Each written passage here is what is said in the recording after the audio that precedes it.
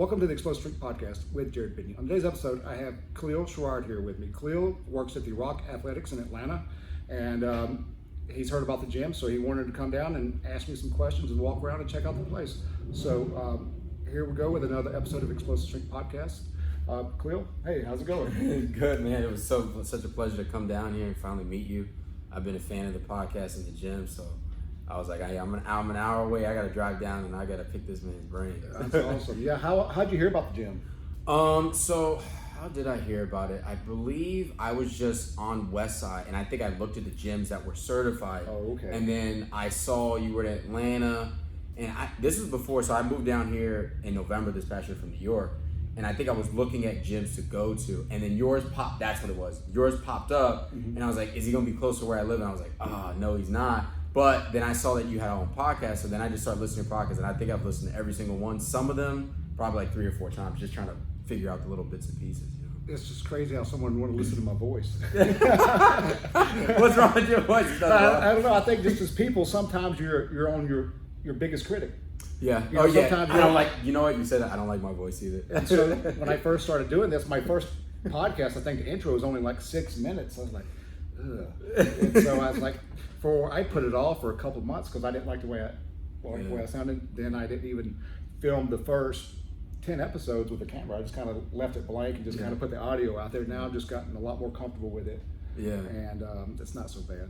Yeah, I started my podcast the Get Clean podcast. Yeah, the Get Clean podcast right through like the middle of COVID, and it was like the first few times just like figure out the kinks, figure out like how you want to organize it, because I wanted to make it my own, and not kind of just copy whoever I see. But like once you bang out a few, it's like no problem. You know? Yeah, after a while it was just easy, and after I started doing them, I actually felt good. It's almost after doing the podcast, I felt like I worked out. I mean, it was some type of I was coming off some type of high or something. Yes. I feel, damn, that was pretty good, and they go by really quick. Yeah. Most of the ones I've had now, they're like minimum like 2 hours 20 to 30. To some, I think Michael, when I had Michael Fahey on, he was like 2 hours 45. Yeah, I forgot how long I did him when I was up in Columbus, Ohio, and we did one. We broke it up into 2 sessions at one night. Yeah, we stayed up like 3 o'clock in the morning. I mean, it's funny because like I always have stuff written down, and I've gotten better at like, I'll do one podcast and I'm like, I should have asked this person this. So like this week when I knew I was coming on, I think I started questions Monday or Sunday, and then I kept adding, and then just like figuring out like the organization of the questions, like just those little intricacies that you can get a little bit more out of the person. Yeah. And then just like listening to other people's podcasts is like one of the biggest ways I've just learned. Yeah, and sometimes I'll do that. Like you see, I don't have any notes. Yeah. And sometimes I'll get on talk, and sometimes if I do have my notes organized in the way that I think they're supposed to be organized, I may be at 8 when I'm at 1. Right. And so I was like, oh, damn, I answered it. Now how am I going to get this flow going on when I get down here? Sometimes people don't know, because every time I do it, it's through the Anchor app, so it's like all audio. But sometimes I'm doing like a speed round at the end, because I'm like, oh crap, I got to get up early in the morning for the next day. Or like I can tell like, I told this person it's going to be 2 hours plus, but we're at 2:30. I'm only like 20 out of the 30 questions. Let me start kind of banging these next ones out, you know? Yeah, and let's talk about this. John Davis messaged me. He's Davis training in Orlando, Florida. He messaged me something, how about starting the podcast, how easy was it, and stuff like that. When I first started this, I tried to message Mark Bell. I tried to message his guy Jim that was doing the podcast at the time before Mark separated himself with him, and none of these people would tell me what to buy, where to go, where to look for. Right. And so I was just kind of like surfing the internet, and I spent some money that I could have saved because I bought some inferior products, and so I didn't like the way this sounded. Like I did buy a mic at one time, it sounded like I was sitting in a hole somewhere. And so I just went out and got these mics. But so I had some trial and error because no one really helped me. Right. And so I think I looked at some Tim Ferriss, like what the stuff did he have to film his podcast? And I know Michael Fahey had a Zoom recorder when he was coming here to interview me. And so I just kind of looked around and poked around. I looked at prices, some of this stuff. I was like, eesh. But like I told you earlier, I said, when I do something, I want it to be quality. Right. Like you saw how precise calibrated my weights are. Right, yeah. And so I said, if I'm going to put out some information, and if it's good information with shitty sound, they may not listen to it. They won't. I have some friends that have podcasts, and for that very reason, like it's scratchy, or sometimes they record it when they're in their car, and I'm like, they have good stuff, but if it feels like I gotta like tough it out to try to listen, people are not gonna. If you know, like I know, who was it? Somebody was one of my friends that he's a basketball coach, but he listens to Joe Rogan in the morning, and he does that on his way to work because he drives an hour and a half both ways. He's not picking the podcast that you gotta like, what did the person say? Yeah. So like, that really matters, you know. And so once they told me, I said, Jared, it sounds like you're sitting in a hole and couldn't. I said, So I just went out, saw these. It's what they use on the radio. Said, I don't care how much it costs. Yeah. And so I'd rather have that quality sound versus whatever. And I don't even get paid for doing the podcast. I just wanted to put out some information out there for people because I really wanted to educate the people around here, around Peachtree City in my area. But it's reached more people across the world than it has this area. And I'm like, I'm trying to educate the parent coming in the door, because sometimes when the parents come in, hey, can I come watch? Well, when they come watch, it's so aggravating, because if you're watching me train the kids in here, it's organized chaos. I just had a kid that's been training with me since 2011 started helping me this past week, because sometimes it gets so freaking busy in here, I need some extra eyes. And he because when you're an athlete, you're only concerned about your work and what you got to get done. So I'll have 3 or 4 people, or sometimes more, come up, ask me different questions at the same time, and people will laugh at me because they're like, Jared, because all these Jareds are coming from these different directions, and my name's worn out by the end of the day, because it's not organized. It is organized training on their folder, but it's not organized in the gym. Like the kids, you got those kids over there max squatting, you got these over here bench pressing, now you got these kids over here box squatting, and you want them doing the sled. It's like, where do I go?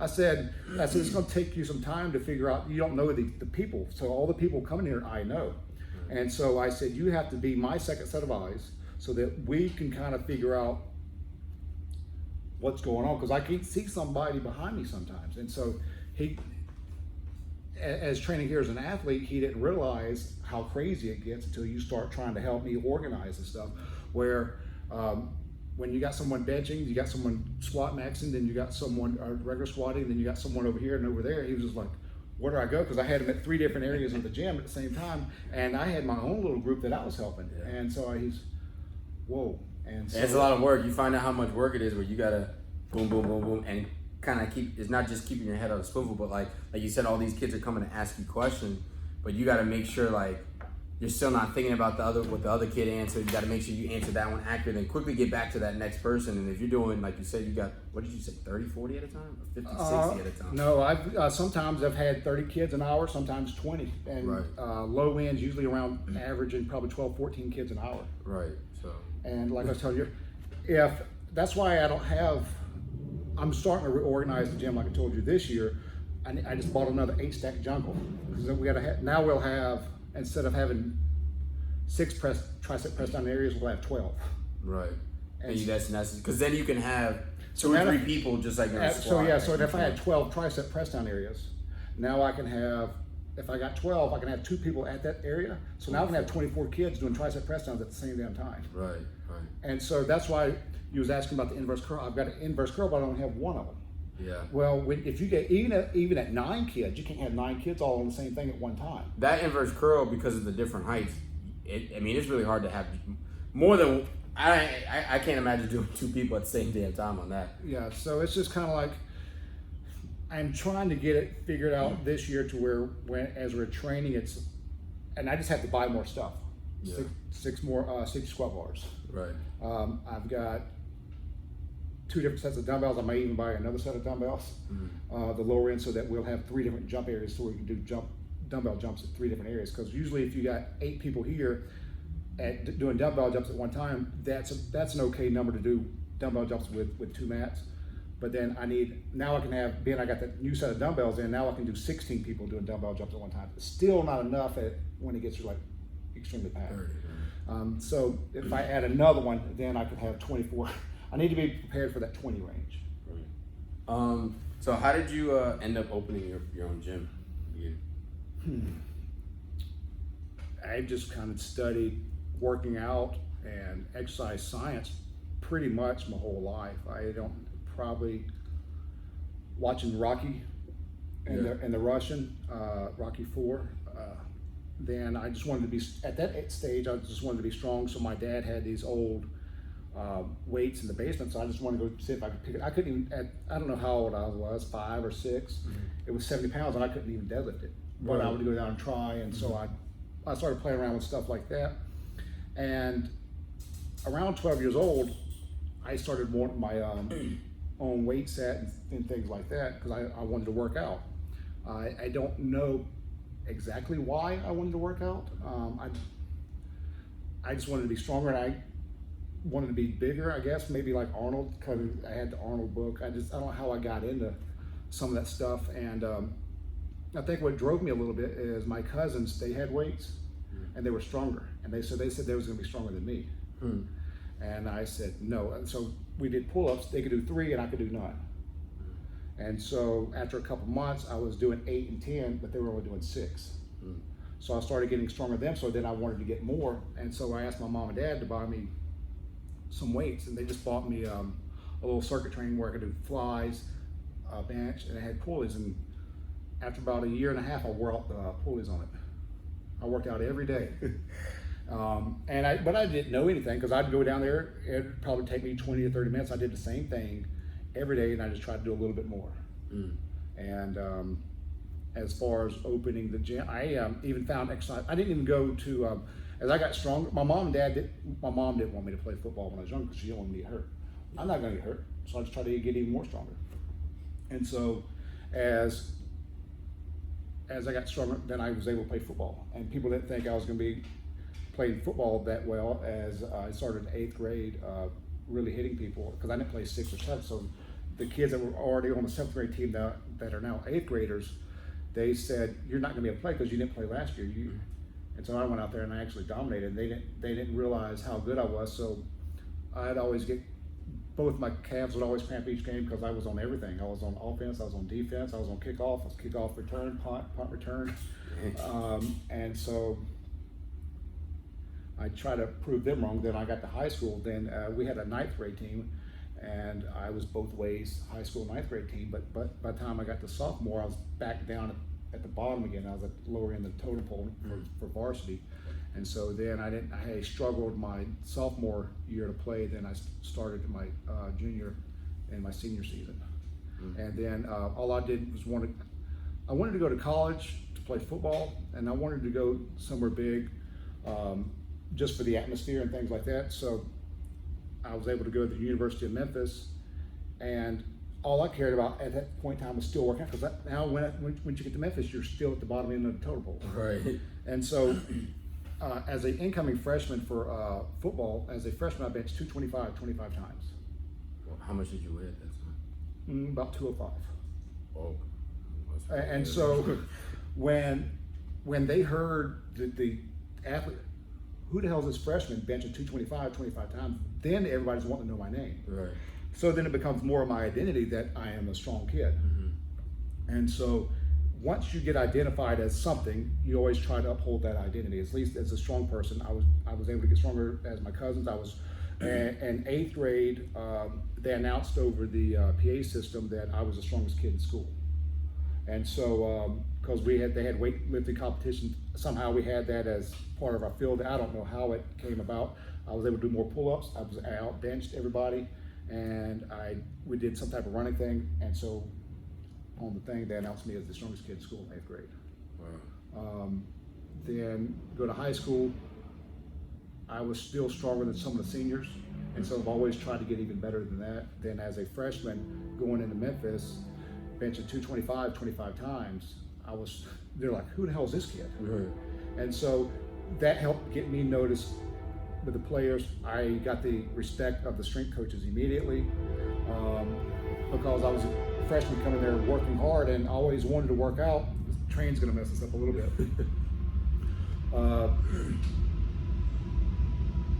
I worked out so much even in high school. They don't do this nowadays, but I even had a key to the weight room in high school. Really? Yeah. And so at Memphis, if I have a routine, like I told you, I squat on Sundays and Wednesdays, I bench on Mondays and Thursdays. If that's my day to bench, I go hunt down and try to find it. That's the way I was in high school and college. And if you were my roommate, you were going to come spot me. Because usually if I went there, I didn't usually have a spot or people, I didn't like annoying people. Mm-hmm. And so most of the time my roommate would go with me, and the occasional times when they didn't, as long as they came and spotted me, they could leave. Mm-hmm. So come spot me for bench, then you can leave, because you can squat yourself without a spotter. And one day I was supposed to bench, and I was walking around the University of Memphis because our complex was closed. So, and I wasn't lucky enough to have the key to that. And so I went to our own campus recreation facility. It was closed. I said, shit, I gotta work out. And so I started walking around campus, and I went to the area where the field house where the girls play basketball. Mm-hmm. And I started walking around the field house trying to see if they had a weight room in there somewhere. And I went downstairs into the basement area, which looked a bit like a basement to me. And I was walking through the halls down there, and this kid I played football with in Memphis walked out of this room, and I was able to look in the door, and I saw a squat rack. I said, I need to go bench. He said, you can't go in there. I said, why not? He said, it's a lab. I said, a lab? I said, no, it's a weight room. Mm-hmm. And he goes, no, it's exercise science lab. So that's how I found exercise science. Really? That's how you found it? And so if I wouldn't been trying to play football, if I wouldn't have been trying to work out, I would have never found, or I didn't even know exercise science even existed. Right. So that's kind of how I found it. And luckily, University of Memphis had the exercise science program, because at that time, exercise science was not all over the universities like they are now. Right. There's a lot more exercise science programs out there now than it was when I was coming up through. And luckily, I was at the University of Memphis, and more than that, is the University of Memphis also was more into human performance side of the exercise science. Right. Not just worried about exercising general population. It was more into sports performance side, to where we learned that static stretching reduces contractile performance of muscle tissue. And then you got that myth, your knees should not go over your toes. Well, at the University of Memphis, we debunked that. It is safe for your knees to go over your toes. Your knees are designed to handle compressive forces, not shearing forces. So in the higher end of a squat, from parallel up, right, there's more shearing forces on the knee. So when someone squats down and stops that squat short and don't let that inguinal fold past the top of the knee, they're actually creating more shearing forces on the knee, which is more dangerous than a full squat. And so, and by going below parallel, your knee is designed to handle that pressure and compression and get back up. But so it was pretty lucky that I was able to go there. I learned about post-activation potentiation. I was warming up for my vertical jump one day, and post-activation potentiation, you lift about 85% of your max for a couple of reps, and it will potentiate more of an athletic benefit. I forgot, Ben Johnson, I think, took a squat rack to the track and did squat reps before he sprinted. Oh, really? And so I went over there, actually squatted with bands with a certain percentage. I think I made it like what Louis would say 85%, but part of it was band, part of it was real weight. And my strength coach had the Vertec, because I looked like a kid that can't jump. Mm-hmm. And so 'cause I was a long snapper, so not really considered that athletic. Right. And he said, I can lower this because you know how to hit the bottom one. And so I jumped up, and they couldn't believe it. I jumped, that day my highest vertical at Memphis was 31 and a half, and that's what I did that day. Oh, wow. And without even any just jump training at all. And so outside of Memphis, at 230 pounds in this gym, I've jumped 37. And if my body holds up, I'm not jump trained in a while, but just screwing around the other day, I still was at 33. Mm-hmm. And that's with me not pushing my jump really hard since 2017. And so if I could hold myself together, I'm gonna try to jump a 40 this year. I remember you saying that you were trying to get a 40 before 40, is that what you were saying? Yeah, 40, I like to jump a 40 at 40. At 40 at 40. Probably one in the billion people that do that. It would just be like the kids that come here, they have to be an example of the gym. That's why like Cody, Kyle, and Colton, the kid, and Colton, they grew up in this place. And so like I'll see some people out there that train others. Their kids are not necessarily training. Yeah. No, my kids are gonna have to be an example. I didn't care if I ran them. They don't. One of the three works out now. The other two just kind of. But they had as it coming up. They were my test subjects. They had to be an example of my knowledge. Right.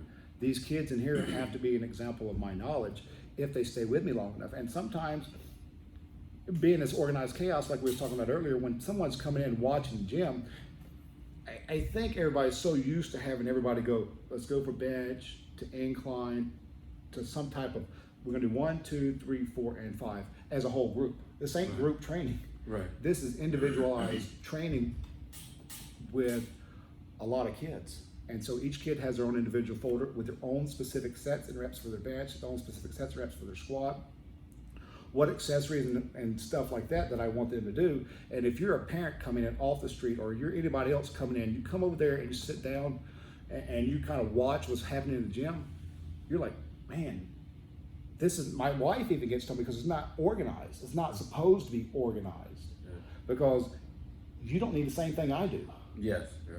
Or ready for the same thing you're due. Yeah, I may be more advanced in this than you, so I don't have to do some of the stuff that you have to do in order to get you to become more advanced. Right. And so, and if you're looking at it, people want to be perfect. This ain't class. That's why I get the results I get. Because I'm individually training, and I was talking to Mike Bartos, he's Stone and Steel guy. And I was talking to him about, he said, man, you're a real coach. Because I'm not just a trainer that's training a lot of these kids to kind of go from point A to point B on this list. When I worked at Velocity Sports when I was at Memphis, and I kind of wanted to go off, and these people needed these different things, and the people I trained, man, I'd never done that. And so I've never felt like that, and I got in trouble by my boss because I didn't follow the script. You know what I'm saying? That's why every time when I was looking at places before I got to the rack, and it was like, oh, you gotta, it's like the class crap where you can't be not doing what we want you to be doing. You gotta follow a certain program. Everybody's gonna be doing a certain thing, and I'm like, so that means you're gonna have a revolving door of people if they can realize that they're not getting results, and then I can't even show how good I am because I gotta do whatever bogus thing you're doing, you know. And I think also a lot of times they see, wait, you're Westside Barbell certified. They don't even want to see your resume. They're like, no, I don't want results. So you can take that somewhere else. I'm like, man, and it's lucky because my boss is a conjugate guy. He actually went and visited Westside and everything. So yeah, I mean that, and you know, it's like I talk to team coaches and I'm always in the back of my head. I'm like, so the real reason you don't individual program is because it's more work. I'm like, you're gonna get more results, meaning you look better, but it's just like, all right, you gotta stay, you know, that weekend, that Sunday, you gotta write programs that it's not gonna be one for each team that comes in, it's gonna be 12 kids. But I mean, hey, if you got a bunch of kids jumping a 40-inch vertical and they're all strong, that's the football team that wins the championship. No one wants to be weak. Yeah. You know? And so, like, I had a parent come in the other day that I train a lot. For some reason, I got a lot of these kids that play on the same football team as an 8th grade, but they come to me individually, not as a team. And he's brought his kids here before, and they've not been very consistent and not been here in a while. And he said, I knew they trained here because he walked in and he saw them. He said, they are killing folks. Really? There's a kid that I trained. He actually ran a 4.840 on a laser. As an 8th grader, the first 8th grader had to run a 4.840 on complete laser this year, and he's going to high school. He's a 365 pound squatter as a freshman in high school. How much does he weigh? He's about 185, and so he's going in as a freshman in high school with a 365, a 250 bench, a 35-inch vertical, and a 4.840. He runs the 4.8, and I was looking at to try to show that guy, look, he started a 6'1", 40-yard dash. I said, so look at his 19-inch vertical. So I have all these written down. That's crazy. On the back of the folders. Each month goes by, you can see the actual progression. I said, someone said, I don't know how to explain what I do, but the only thing I can show you is the results. Yeah. And so I've got the results in the back of the folder. I got this. Well, I don't want them doing powerlifting. I just wish somebody would just, yes, we do lift weights. This over here section of the gym, we do our squats, we do our bench, we do our auxiliaries, accessories, or whatever you want to call them, in order to potentiate other things and make us stronger. Then at the end of each month, we go over there on the turf and test. So you're getting stronger. Now you're able to run faster and jump higher. We're not just out there trying to do these cone drills. Right. We're not going through. I don't even have a ladder here. We don't do ladder drills. And so sometimes we don't do any running at all. Sometimes I don't even run them on the tread sled at all. I'm just trying to see if I can get that 40-yard dash to change without any type of running whatsoever. And so much I can. And when the kid stops progressing, I may throw tread sled in here and there. Or if they've been skipping their jumps and not been trying to push their jumps up, that may be holding the 40-yard dash. So, all right, next month I'm going to be hammering you to make sure that we're following on track for this. I had a kid yesterday. He went from he jumped a 40-inch vertical for the first time. He started off at 29 inches. And so, that's why I just posted on Instagram. I can only show you results, but if you're coming here, you're looking at organized chaos, and you're looking at us lifting weights, you don't really understand. So when someone comes in, hey, can I come watch? Can I come observe? Hey, I just want to see if it's right for my kid. You know what's right for your kid? You want your kid faster? You want your kid stronger? You want your kid to jump higher? Look at the results. Right. Don't look at the gym out of your vision that your lack of knowledge is going to hold your kid back. That's what aggravates me. I had a parent come, hey, he didn't bring his kid. His kid's 9 years old, but he was inquiring about the gym because he knows I train a lot of kids. Well, that night he came here, I had people over here, had people in the middle gym, and I had people back there in the back corner. And I was also trying to bench at the same time too. So for someone coming there, the kids on break in between their bench, I probably had them on a 3-minute rest break because they were younger, so the young kids can rest. I do, like I told you earlier, 6.5 minutes. Some people I have 4 minutes on bench. So the whole gym's going to follow whoever's in there. So if I'm benching, I'm not going to have the gym wait 6 minutes for me. Right. Even if like the other day, I said, look down at my stuff and go, oh shit, 9, I got to go now. And so I wait till at least a minimum 6, 9, I still got my reps even at that longer break, but 6 seems to be optimal for me. The kids can get, some of the younger ones, you're talking 11 years old and under, they get away with 1.5 to 2 minutes. But if you get to an elite kid like that little girl Alex, she was doing 87 force 5 on bench the other day at 73-pound body weight. So you have a girl doing sets of 5, so she has to have. I had her on a 3.5 minute rest break, and so that's when. So sometimes if the kids are on that rest break, some kids need it, but the stronger kids need it more. So I'm not going to hold the strong kid back because those other weaker kids will still come up, and sometimes that's how I get my bench in without them having to worry about that. But it's kind of like once we get done with bench or the main lift of the day, then it kind of goes unorganized. And so if you're sitting there looking at me benching, those kids sitting there waiting, and you got the kid, those kids that was back there squatting. So I had 3 different things going on: me benching, them waiting, and them squatting in the back, and some other people left over doing some stuff in the middle. And so that guy's, what he probably thought, what the hell is this? Because he didn't even stop to ask me any more questions after he sat there and watched a while, just walked out. And so that really drives me freaking nuts. Is people don't. I told Louis this years ago. People don't care about results. Yeah. I showed. I think I spent a little bit of time showing him. All right, this kid went from a 5'1", 5 flat, 4'9", 4'8", 4'7", 4'6", 4'5", almost perfectly down the line in his folder. All right, now I didn't show you, but there's a folder over there.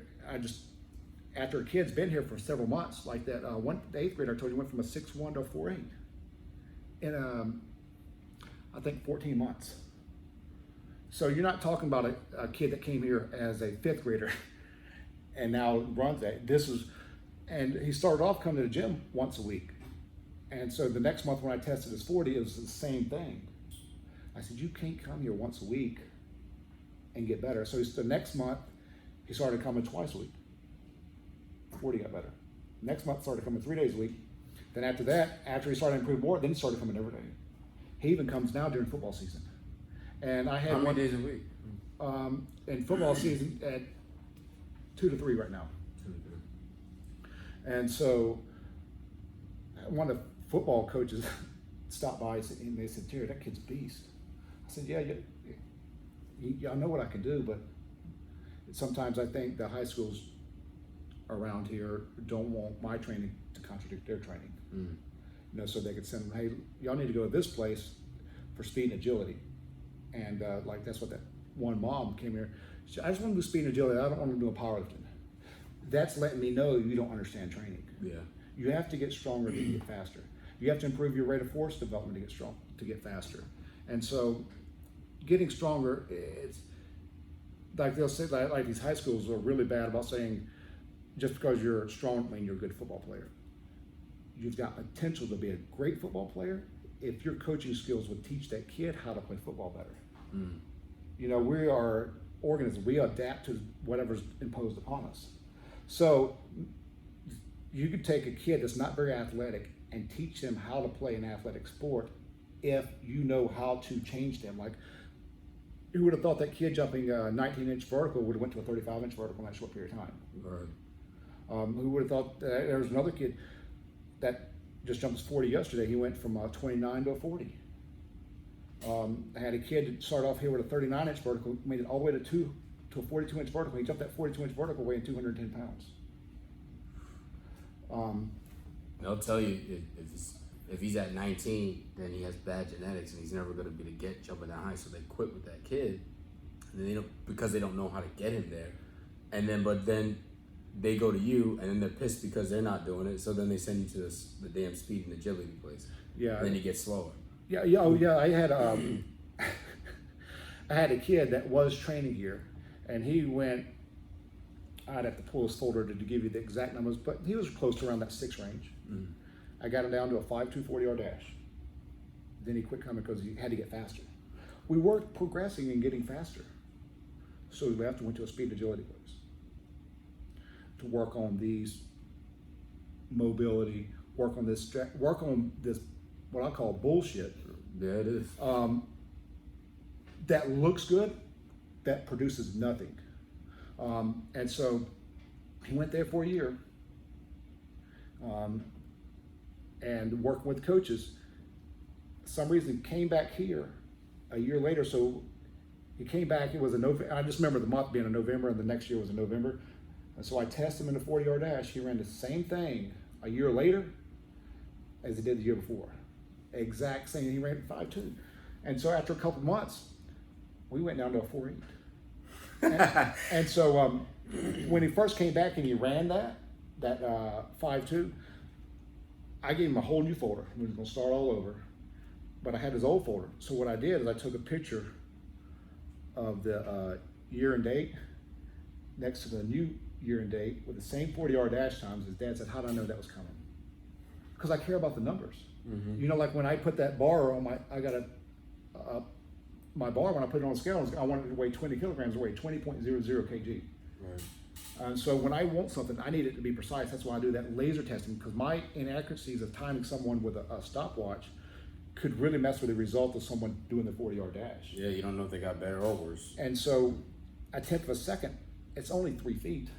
If I'm off a little bit, you won't see the progression as much. And so it just gets frustrating sometimes. How young do you think an athlete can be to max out for max effort? I maxed him out at 8 years old.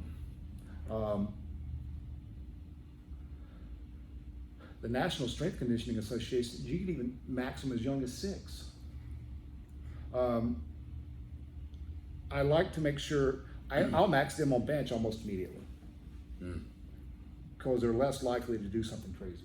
Right. I may let them go 4 sessions or so as I'm teaching them a squat. But if a 10-year-old comes in here and they can handle 85 pounds on their back, I throw it on their back. Right. I don't sit there for weeks and squat them with a broomstick. Right. Yeah. I don't do. The first thing I do, I come in here. So if you're talking like an 8-year-old kid, like I'll put them on turf. Let's go turf. Let's see what your squat form looks like. All right, not bad. Well, I go grab a 20-pound bar. I'll put that on the back. Okay, not bad. Then I go grab a 33-pound bar. Okay, not bad. Now you're ready for the big bar. And so then I put them in the rack. And once you put that 45-pound bar on their back, they're trying to squeal and get out of it. Yeah. I said, look, after about 3 or 4 times, this bar won't hurt you anymore. But if you don't do it, it's gonna keep hurting. it's always gonna hurt. Right. And so it's like the front squat. The first few times it's choking you, it's uncomfortable, but then after a while you're like, oh, it's not a big deal. yeah. And so sometimes they're so if they can squat a 45-pound bar, after a while you'll be able to gauge a kid if he needs to go heavier than that or not. And sometimes you can look at a kid, he could probably start off on the 45 pounds. So I may not start him off bodyweight squat all the time. Right. Although I will, if I've never seen them before, I do have them do that. But then if their squat looks really good, I may throw them straight to the 45-pound bar without going to the 20 and 33-pound bar. I just want to see what their gait looks like when they squat down. And so, like I had a girl that was able to come in here for the first time, never squatted before, and she was able to rep out 95 pounds and squat like it was nothing. And if I would have kept her at a PVC pipe or a broomstick or at the bar, right, I would never. Yeah, I would never know. And with the squat, they don't have to have a precise max when they first start. I like to work them up to something where they can do 3s and 5s comfortably. You do that for a couple times, then you can max them. Then you can start working on the progression to get better and better. I usually don't box squat a new person that's never squatted before because they plop on the box. Right. They don't know how to control it, so I call it building the base. I know you said you like the soft box over the hard box, but do you ever rotate the hard box into your dynamic effort days, or would you only put it as a max effort rotation? I don't even have a hard box. I thought you had one. You don't have one? Nope. What? So the Bloom full pad, what does that go on top? That goes on just a straight. Yeah, that goes on So the hard. you just don't sit on the box. No, I don't ever sit on the hard box. When you say hard box, I'm thinking because Elite Fitness sells the black pad, which is a hard pad. Yeah. And the blue pad, and so Right. I always have a pad on top of the box. Okay. Now we have that hard rope box that changes heights, and then we have foams that you use for yoga. Yeah. Would you just do that, or would you? Now we also have that Elite FTS one where it has a little handle and it's a salt box that you can flip just to 3 different heights. Which would you use out of those 2 for the soft box effect? I'd probably get a couch cushion and cut it off. Because you have to have that sinking effect. So maybe then I would put the hard box and then use the foam pieces that I have because that sinks. How soft? You'd want to probably take. They're probably 3 inches, something like that, 2 to 3 inches. I'd probably, if it was 2 to 3 inches, I'd probably double that up. Double it, so just shorten the box and then make that the height. All my boxes, the hard component itself, are 12 inches high. The hard, okay. The hard part. The blue foam pad that I sit on top of the 12-inch box is 6 inches. But by the time they squat down to the blue pad, you can sometimes feel the box at the bottom when you hit the pad. Right. And so you're probably sinking down 4 inches. So it's really probably a 14-inch squat, which is a lot deeper than what people realize. Now let's say I have some of my tall kids, they're 6'3", 6'4". With that box, because it's an interchangeable box, so that no matter the height of the kid, are you trying to get to parallel or slightly above? Because then I'll slightly know below. The inguinal below. will fold slightly below the knee.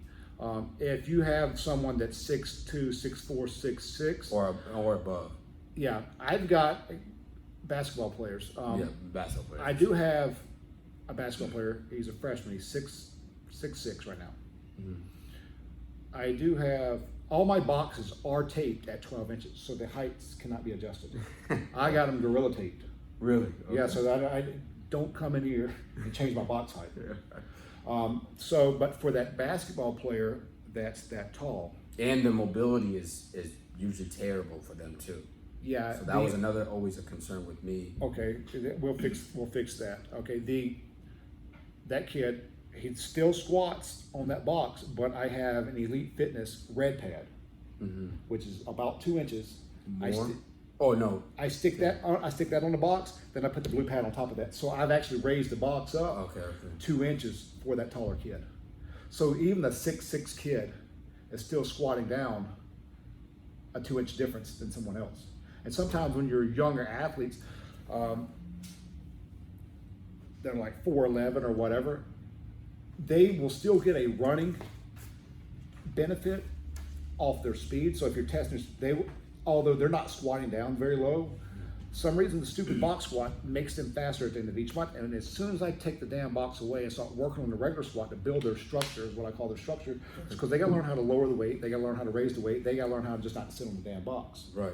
And so once I take the box away, their 40-yard dashes go north, go in the opposite direction. So you only do the free squat in the beginning for the kid that can't, like, so if he's young but he can control the box squat, you have a box squat, but if they can't, you squat them for, let's say, for a few weeks, free squat. Maybe a few months. Okay. Because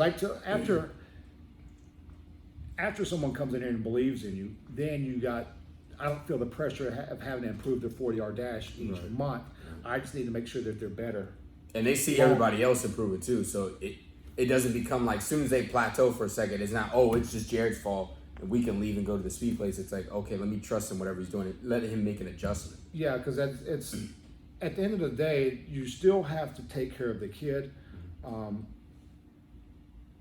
once that the parents or whoever's dropping them off knows that you're taking care of them, I think it gets a lot easier, because I don't feel the pressure to try to, because I'm not, for a kid, they don't have to be the fastest kid on the team in 7th or 8th grade. Right. But by the time they're in high school, they do. Right. You know, because that's, your scholarships can come your 11th and your 12th grade year. Right. And so I'll take them, I may take them off, I may regular squat them, I may put them on the box just so that they get speed improvements. Then I'll take them off the box, then I'll just rotate based off how I feel that kid's doing at those times. Do you, on max effort days, do you do max effort variations for deadlift or good morning? And if so, what ranges? No, I don't. We don't do any good mornings. Okay. No good mornings.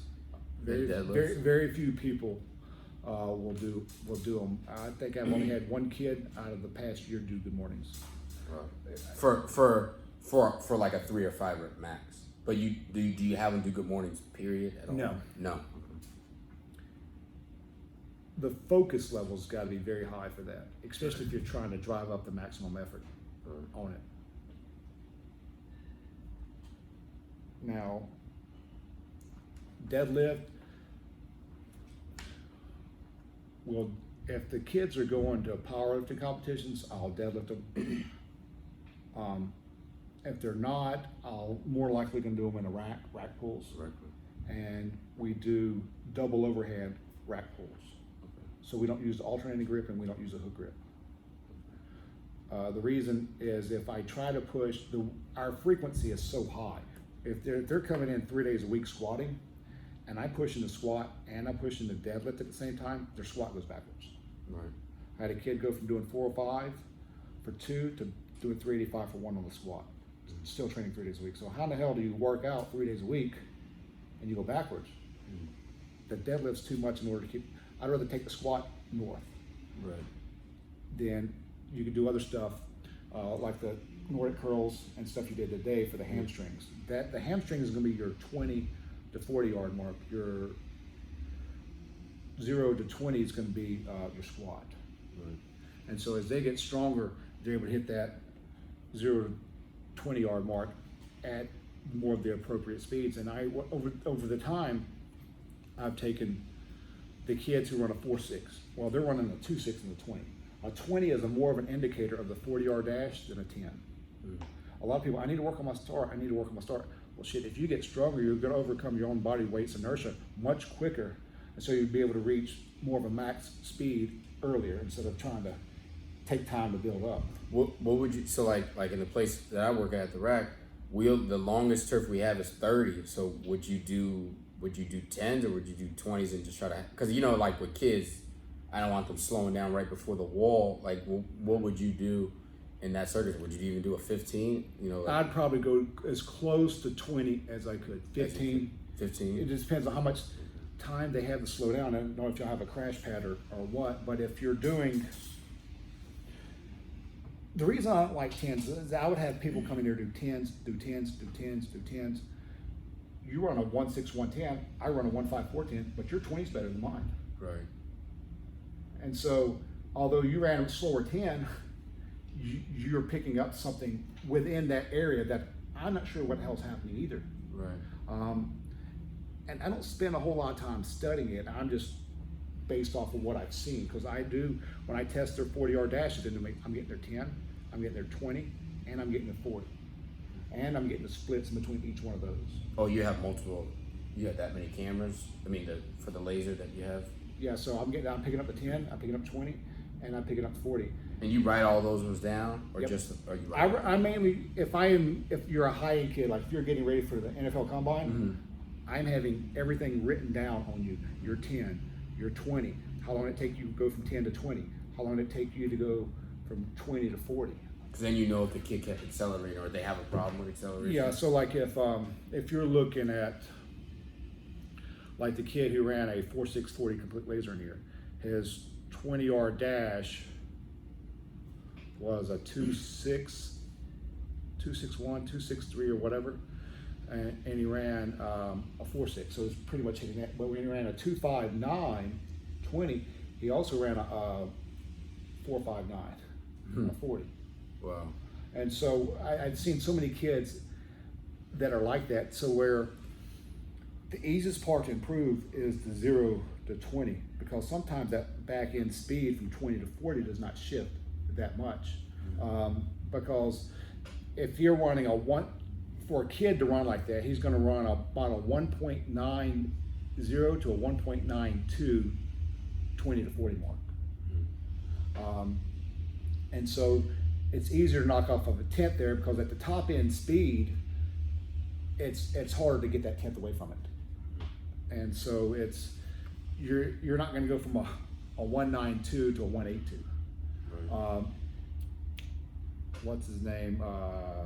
Was a Clemson linebacker this past year, went to the Cardinals. Isaiah Simmons ran a 4.39 40-yard dash. His back end was a 1.88. Wow. Okay. You really So that's that 4.39 at a 1.88 is not much different than that guy's 1.90 to 1.92. You're only looking at 4/100ths of a second. Right. So like, because I had a kid yesterday. He ran a 1.7 something. He ain't running no 4.3. So yeah, that. And so his you're not going to pick. What I'm trying to say, you're not going to pick up much on that backside. Right. So the best thing to do is always focus on that 20. Get that. That's why the squats are so important, so that they can get to that fast speed quicker. Because you only got. It's not like running 100. You don't have time to make up for it. Yeah, and let's talk. Like I had somebody talk to me about running efficiency. I hate these track runners because they're talking about more efficient running. Track is a different animal than 40-yard dash. Yeah. You are going to have to. There's no real time to be efficient in 40 yards. There's no time to be efficient. One mistake at 10 yards, you just don't have to worry about being efficient. The stronger you are, and the better your rate of force development is, the more you can work, the more you can account for bad technique. Yeah.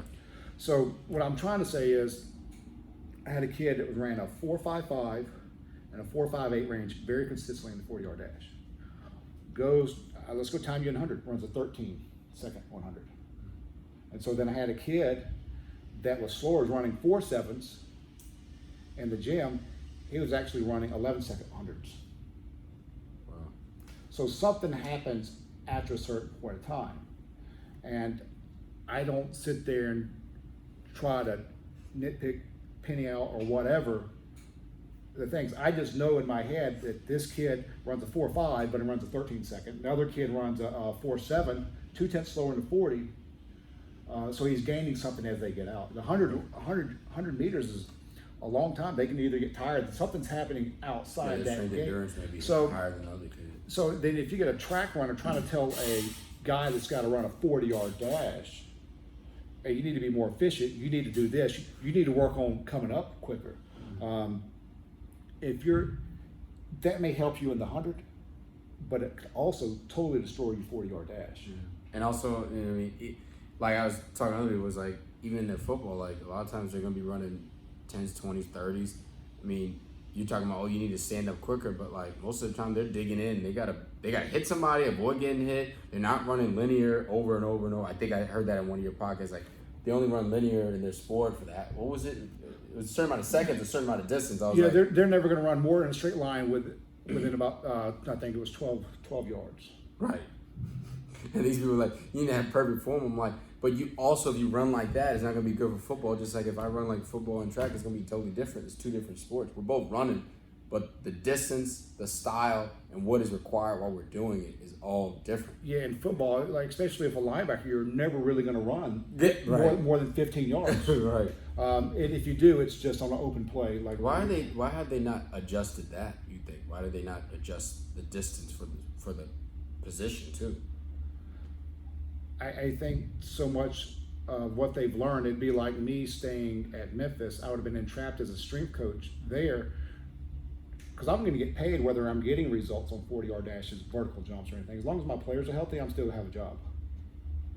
So a lot of times in the strength conditioning world at the collegiate level, if I am trying to push an athlete, sometimes when you're forcing the body to change, you're going to have these hiccups. You're going to have these rib heads pop out. You're going to inflame the SI joint. You're going to have something happen to these athletes, but then if the athlete cannot go to practice that day because of something that happened in the weight room, all the head coaches know this shit happened in the weight room, that guy's fired. Yeah. Is that what helped you say, yeah, I'm not going to go the college route? No, I would still even explore the collegiate route. I would like to see the difference in the collegiate route now versus the collegiate route back in the day than I was. But I do have sometimes these universities have such a high turnover. I got a kid that goes to a ACC school. He's already had 2 different strength coaches. I had another kid went to ACC. He had 3 different strength coaches in his 5 years that he was there. I had these other kids go to a Division I AA, I don't CS nowadays is what it's called, and these girls playing volleyball. They had 3 different strength coaches in 4 years. So sometimes at that FCS level, they may get a call up to a bigger area, but the turnover's there. Right. You know, but then when you're in ACC and SEC, some of these SEC coaches, strength coaches have been there forever. Right. Or they just move around with a head coach, like Memphis lost their head strength conditioning coach when Mike Norville got his job at Florida State, so now he's the head strength conditioning coach at Florida State. Because he's taking care of the players. Right. You know, he's not out there trying. You can even talk a lot of these collegiate athletes that come in here, like I had some from Big Ten, SEC, ACC, SoCon, and all that stuff in here at one time. They test 40s once a year. They're not really concerned with it, right, with the combine drills. They're not concerned with make sure they're L drill. They're not make sure they're 20-yard shuttle, their long shuttle, their vertical. They're not really measuring that stuff in the weight room. Right. Even some kids at these high-end universities, they sometimes don't even, they bench, but they'll bench with a shoulder saver. They don't even bring the bar all the way down to their chest a lot of times. They're just concerned with keeping them healthy, basically, you know what I'm saying? But then they do all the Olympic lifting. Yeah. I'm keeping them healthy by doing that, but the back squat's going to destroy them. Yeah, I know, that's crazy, because I had a kid that went to college and they didn't squat the whole semester. Then I had another kid go to another university. They did 4 sets of 12 on squat. It's not bodybuilding. We rarely do over 5 reps when we squat. So many of the kids, they'll say that too. Like, won't the heavy reps make me big? the light reps will get me strong. I said, No. that's crazy. That's crazy, the lack of knowledge. And it's being fed through Instagram, the high school coach, and then sometimes even like you just said at a collegiate level, you're getting paid all this money and you're still doing bodybuilding with kids. Yeah, I had this guy, he was playing in the league. This head strength coach has been there for 22 years, 11 years with one team and 11 years with another team. So he has an 11-year repertoire with his team, and he gets fired in year 12 because that team brought in a different head coach. So the head coach brought that other guy in. But the veteran strength coach had these athletes, your quarterback, you're working on this, I'm over here doing this, I'm over here doing this. He had a more organized, kind of like I do, was like, we're working on what's gonna make you better. And he said when that new strength coach got there, he said, you see, he brought me this sheet of paper. He said, you see this sheet of paper? We've been doing the same thing, the same sheet of paper for 2 months. So sometimes they're getting these high profile jobs with little to no knowledge. Right. They just know how to run a system. As far as organizing, training, let's do this, this, this, and this. Let's not worry about results though. So. Not worry about it or not put themselves on the spot if they're not producing any results. Yeah. Because you see the vert mat doesn't exist in the gym, the raw jump mat doesn't exist in the gym, and then they don't test any maxes because then they'll put it on. Well, all these kids, it can't be the kids not working on it because they do 3 workouts a day, so it can't be them. It'll be the coach's fault, you know? Yeah, I told someone the other day, I don't understand busting my ass and working hard and not getting better. And I went through that going through school, doing the damn ladders, and I always said, from the little I knew, I was like, I'm doing something wrong because I can't be working super hard and this other kid's working even less than me, but somehow he can still jump high. Yeah, and I experienced the same thing when I was in high school. I worked out so much and I never really got better. I was like, how the hell am I working I'm out? getting good at running slow for a long period of time. But it's not helping me jump high. It's not making me run fast. Yeah, that ladder shit, you got your foot constraints. You're not really moving. And I was trying to tell someone the other day, if you're trying to go through that ladder very quickly, your feet are not coming high off the ground. So you're not learning any force production. Right. Because if you're lifting your foot up 2 to 3 inches off the ground just to get through the ladder quicker, that 2 to 3 inches is not high enough for impact forces.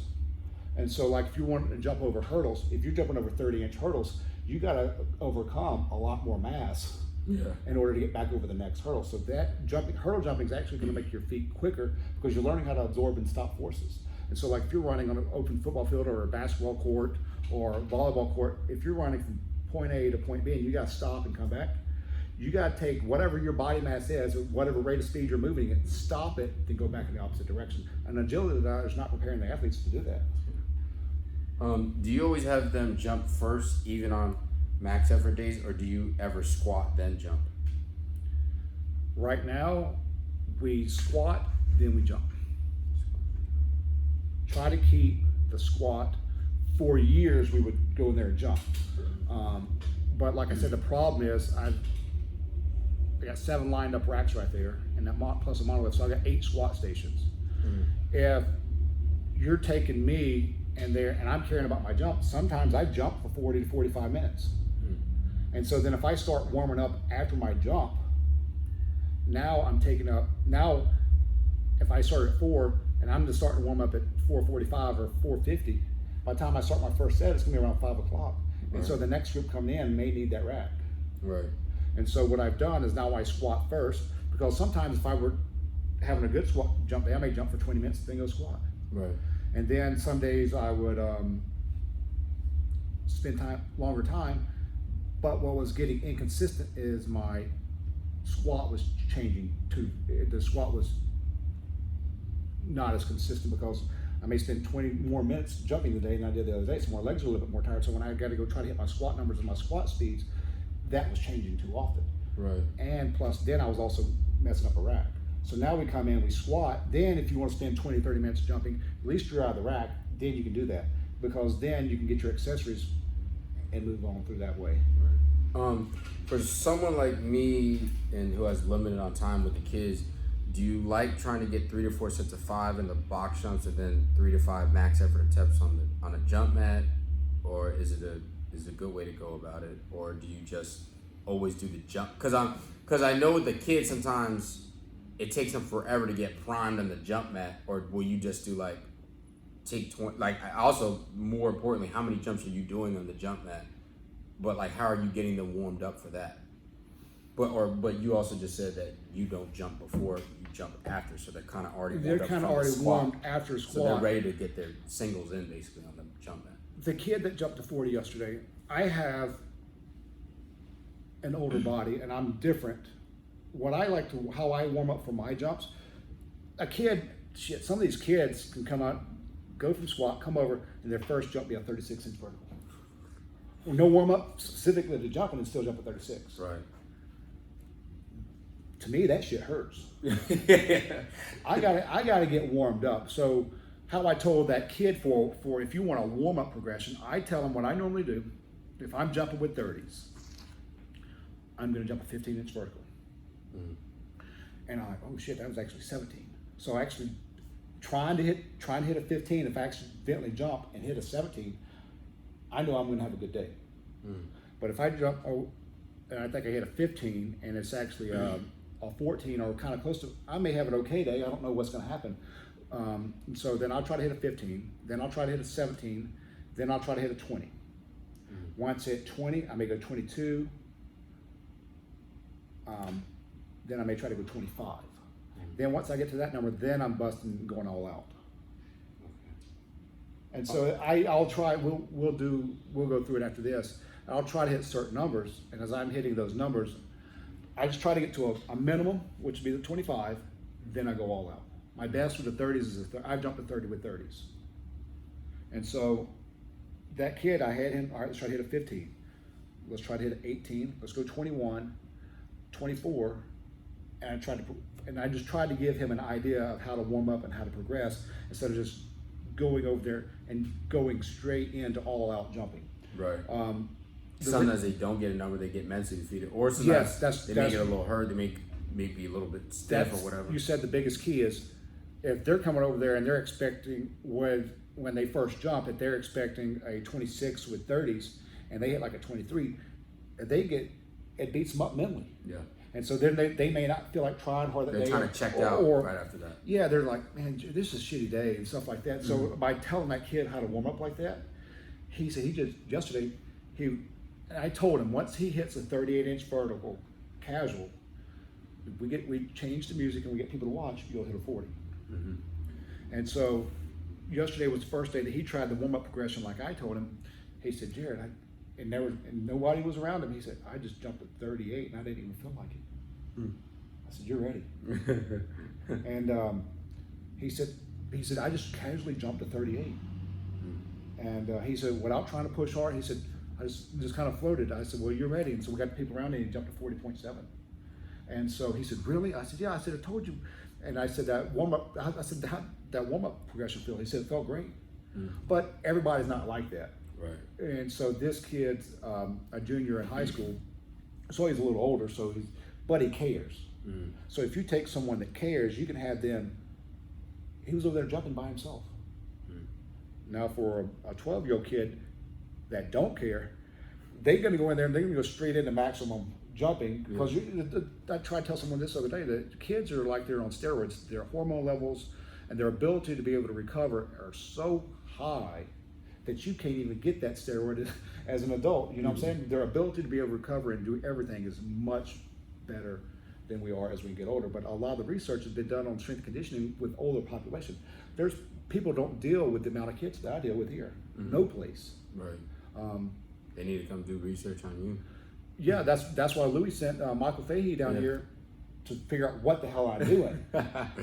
I've got a dad that drives his three kids down here 3 days a week from Marietta. Really, from Marietta? That's an hour and a half. And so I had, years ago, I had this ex-football player for the Falcons. He drove his daughter down here twice a week from Marietta. I've had kids come from Carrollton, but she ended up getting a scholarship. And now this guy that brings these kids, they wrestle. If they're consistent, they are 9. The two younger ones are 9.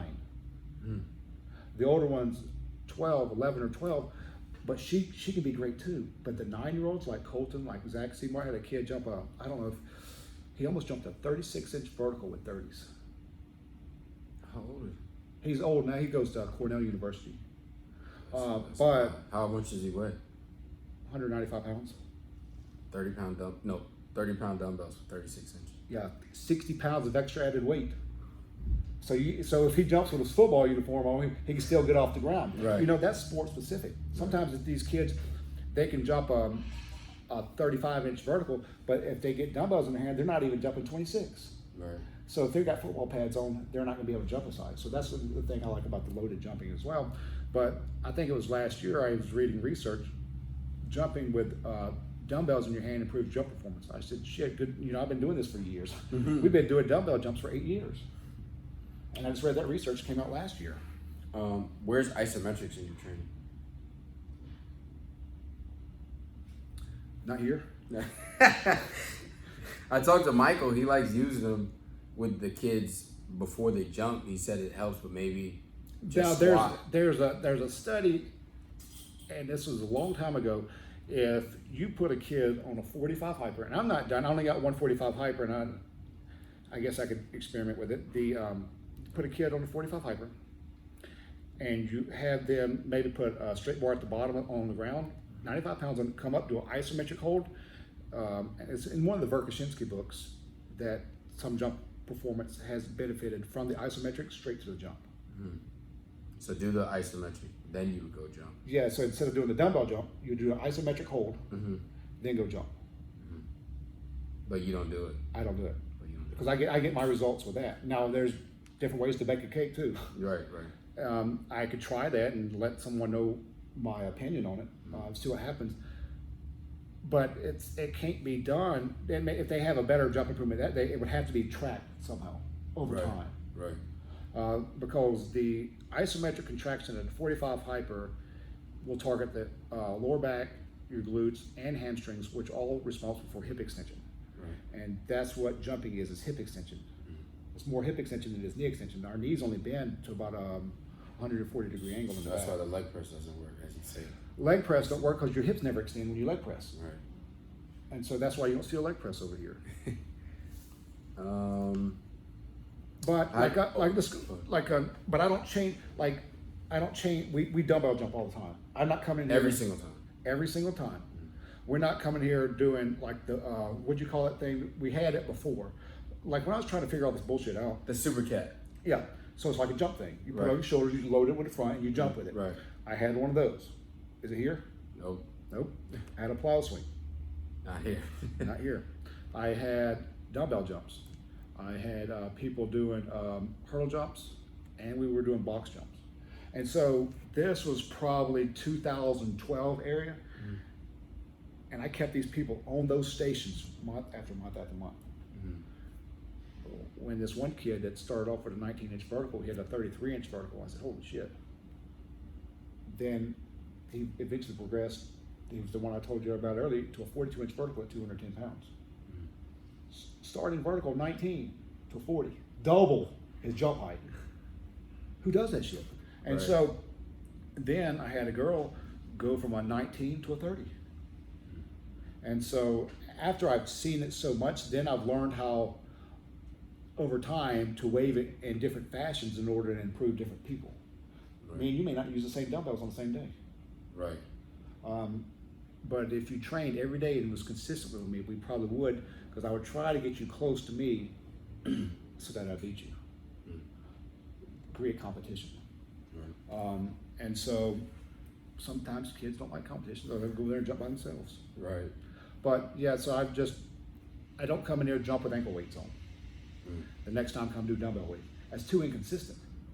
It's the same thing as I come in here one day, I'm going to jump with kettlebells. Next time the center of gravity is different. Next time I'm coming in, I'm going to jump with dumbbells. Next time I'm going to come in and jump with ankle weights. Next time I'm coming in and jump with a weighted vest. Next time I'm coming in and jump with a weighted vest and ankle weights.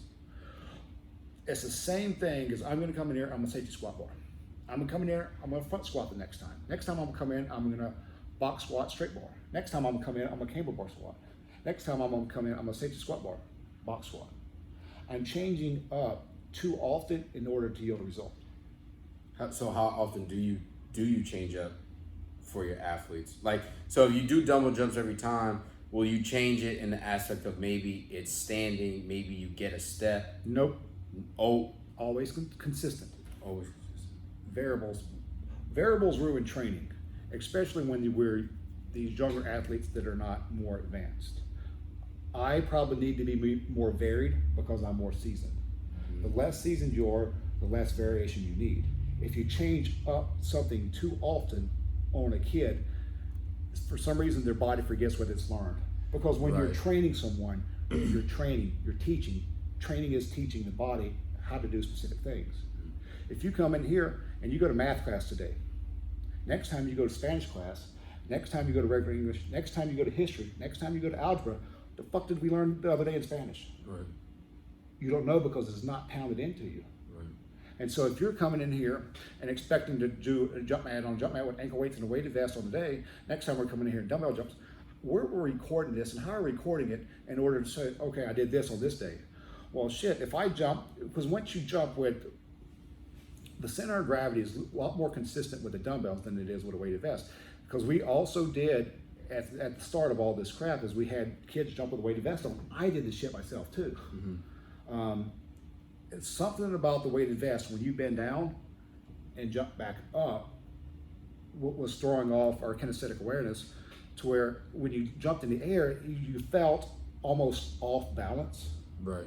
But with the dumbbells, they are more centralized in the body. Yeah, they kind of just pull you down. And you go down and up, so you don't have anything too high, and with the ankle weights on, you don't have anything too low. With the dumbbells in your hands, you got something in the middle. Right. And so once you go, if you look up methods to increase explosive power or to trick the nervous system, because this jumping and this running and this strength is all neuromuscular driven. It's not necessarily muscular driven. So we have to manipulate or trick the nervous system into firing right. And so if you look at methods for that, you got load release. These are all, Louis uses these in Westside or at Westside to manipulate these different things. Right. Load release, well, they do a heavy eccentric squat with weight releasers. When they get to the bottom of the squat, weight releasers come up and they stand up with weight. That's a load release for powerlifting. Right. A load release for athletics or athletic jumping would be the drop. Go down, have 40 pounds in each hand, go down. As you're at the bottom of your jump, let go of the dumbbells to jump up, then land. But you said you don't do that. I don't do that. The reason I don't want to land back down on the weights and break my ankles. Yeah, that's what I was always thinking. I was like, that's because then once you spend time doing this, throwing them out to the side, you're going to be too worried about the dumbbells that you just dropped. Then you're not going to be worried about putting the effort into the jump. Right. So we hold on to them. Right. So load release. Well, I spent a while trying to figure out how to. Am I going to load release these dumbbells? Well, load release. Well, you got static dynamic. You have pneumatics. Well, you can't hook a pneumatic device up to the. You can't hook an air compressor or something up to the jump mat. So nope, that's out of it. Another method to trick the nervous system is a heavy light method. Right, because you do a heavy dumbbell jump. The next jump is without the dumbbell. Yes. Right. The same thing as post-activation potentiation as we talked about earlier. And so if you do it within a short period window after the load, I think it's up to 20 seconds. So you don't do another rest between when you do the heavy light. You go right away into that next jump. Yeah. So if I'll try to explain this. I'm gonna mess with the notes. I need a blank sheet of paper. So if I've got these two mats, you saw the two mats out there like this. Here. Right. All right. So and I string the timers right here. So this kid right here is watching this timer. This kid here is watching this timer. So this kid from here will go here and jump next. This kid, after they jump with the dumbbells, they're coming over here to this mat to read this timer so that kid can jump. So what they're doing is, here's your line of kids. They're lined up here. They're watching this. So they're gonna watch, they're gonna go do a dumbbell jump. All right, they're gonna do a dumbbell jump. They're gonna come over here. How long is it gonna take them to watch a person jump? Right. Not very long, maybe 10 seconds. Right. So after they watch, then they're coming over here to this mat and they're jumping without the weight. Right. Then they're coming back over here, getting in line. Now they're resting in line 2 or 3 minutes before they go back through the rotation. Right. Okay. So you see, you got your heavy, short rest break, no weight. Now wait. Now you said that because if I may be using one weight to dumbbell jump, like you said, you have the little kids and then you have the older kids. Now, do you have 2 sets of dumbbells? Like the dumbbells are behind them. Behind them, okay. Behind them on the rack or on the ground or wherever in the hell they put them. Okay. Because we're not that jump rotation. If your girlfriend needs the 12s and you need the 35s, right? You're going to be screwing her up with some 35s, right? You know what I'm saying? For the kids to be able to squat 3 days a week, what should the athlete be able to do first, or do you just waive it? Where I remember you said where you do 1 month 2 days a week, 1 month 3 days a week. No, that's just how often they come.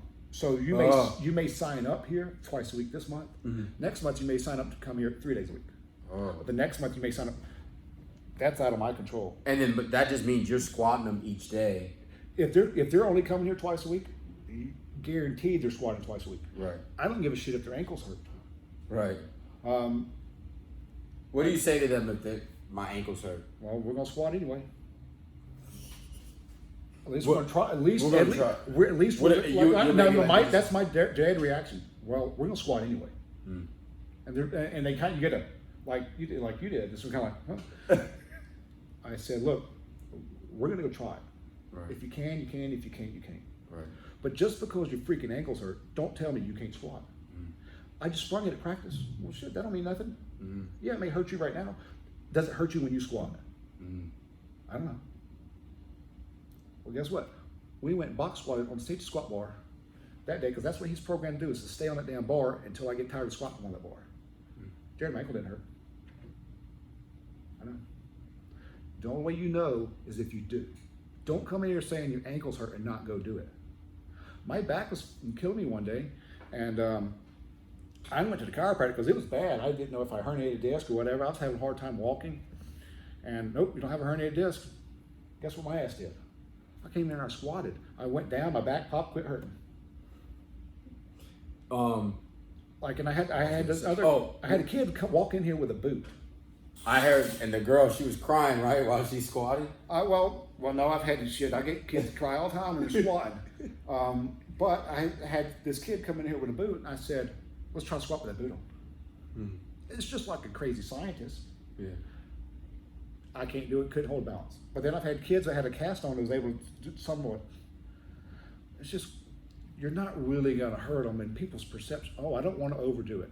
And I told them, a parent this other, the only way you know if you're overdoing it is like if you're squatting and you're deadlifting and your damn squat's going back, then you're overdoing it. So if they're going to football practice, if they're going to school, if they're coming here and they have weight training at school and their numbers are getting better, they can handle it. Right. It's perception what gets everybody, I think that's too much. What'd you say? You think that's too much. Do you know? Hell no, you don't know because you ain't never tried it. You ain't never experimented with it. Right. So don't tell me I don't want to overdo it and not know what overdoing it is. Right. Now on that day, let's say for their squats, let's say they were doing a 4 sets to 5 and they were supposed to get a certain amount of weight. If they are hurt, would you just be okay with them just doing less weight? Like if they start to up the weight, now they're like, all right, I'm feeling my ankle a little bit. Would you just back off the weight? I would let them completely down. No, I wouldn't shut them completely down. I would let them do as much weight as they can without their ankle hurting. Okay. Some squatting is better than no squatting. Right, I got you. Would they do max effort squat Monday, dynamic squat after on that day, and then another day max bench like Wednesday, and then dynamic squat on Friday, or would they squat each day and they also just bench? How many times do they bench too, like for max, and how much do they squat max? We don't do dynamic effort squatting. Just max squatting. We do mainly brief maximum tension, which is sub method of the max effort method. Mm-hmm. With the younger athletes, between around 3 reps, 90 to 95%, they're going to get more out of that because they don't know how. A kid, if you watch them, if they did a true max effort to where they were doing a single, mm-hmm. they don't strain long enough to get a result out of it. You have to strain to gain. And if you're not sitting there straining enough up under that pressure, you're not going to make it. So like that little girl, she really responds very well to 3s and 5s on our bench. And if I just had her come in and do 1s, it's not enough volume. Right. You do 5 sets of 1 or even 10 sets of 1, it's only 10 total reps for that day. Right. That's not enough volume in order for them to get some type of stimulus. Not enough protein degradations happening there in order for even make the muscle even have a change. And so you'll see a lot of us get very strong without getting very big. We are not really tearing the muscle tissue down that much because we're trying to bench and squat more frequent. So if you're doing too much in one day, you're gonna have an ill effect the next time. So our dynamic effort, the dynamic effort only exists out there is for rate of force development. What's more dynamic, a speed squat or a jump? Jump. A jump, so that's dynamic effort. Louis' sport and his conjugate stuff has stemmed, everything, a lot of this stuff is stemmed from Westside. Right. It was called Westside for the longest time, then conjugate is the same thing as what they tried to branch off of Westside. And you see speed squats with bands, because I don't have the bands out there. You saw I put all my bands, and some of them are in the trash can. I do have bands in the back, but we don't ever squat with them, because if you squat and every time you have to come in and set the band, you may not have the band at the same tension every time. Right. Well, that's going to throw off my damn tendon numbers. Right. Am I getting better or am I getting worse? Right. I don't know. Like Wednesdays, like I try to do, I walk with a weighted vest on 3 to 4 days a week. My squat speeds were down from 0.7s to 0.6s the other day after a 30-minute walk. On Sundays, I got better squat speeds because I don't walk on Sundays. So that walking affected my squat a little bit by a 0.1 on the tendo unit. And so I know that, but I'm hard-headed enough I'm trying to make my legs tired Wednesday in order to beat Sunday squat. You know, if I could do that, it's pretty good. And so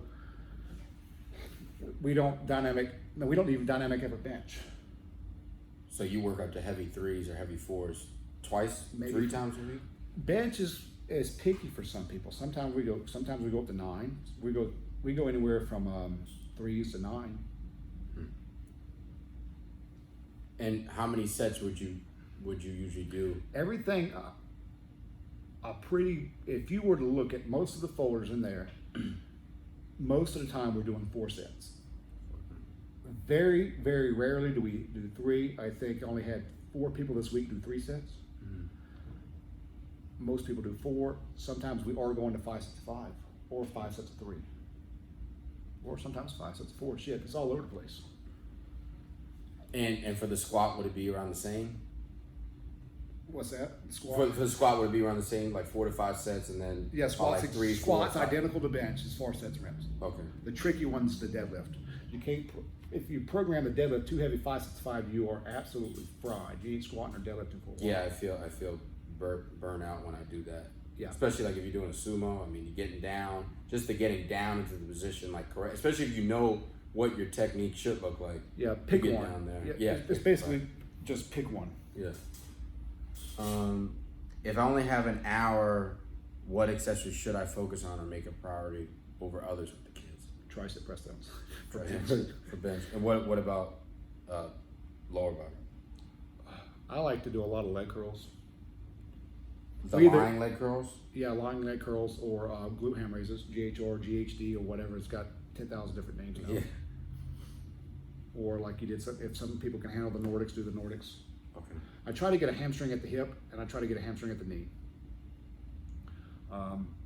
As you see out there, that 45 hyper has a cambered bar on it. We may load that up to 135, even up to 185, and do heavy 45 hyper extensions. What's the sets and reps of that? Generally, I like to hit 5s. 5s. Do you ever squat with the camber? No. No. You only like safety straight? Safety or straight, yes. You can would you do a bow bar? Yeah, because it depends on how much. If it's like a buffalo bar or we had the bow is not as big as it doesn't have as big as the. What do y'all have, a buffalo bar or a duffalo bar? There's 2 different bars. I believe it's buffalo. It's only 52 pounds. It's not as big. As long as, like when you're trying to apply speed, the thing about the camber bar, if I'm sitting there trying to apply speed to it, working on my ass. Now, if we're talking for general strength, see, like when we're talking about all this stuff, all I'm thinking about in my head is an athlete. Only talk to, because that's what my focus. That's where my lack. That's what I want to know. It's only to my athletes. Now, would I camber bar maybe a lifter?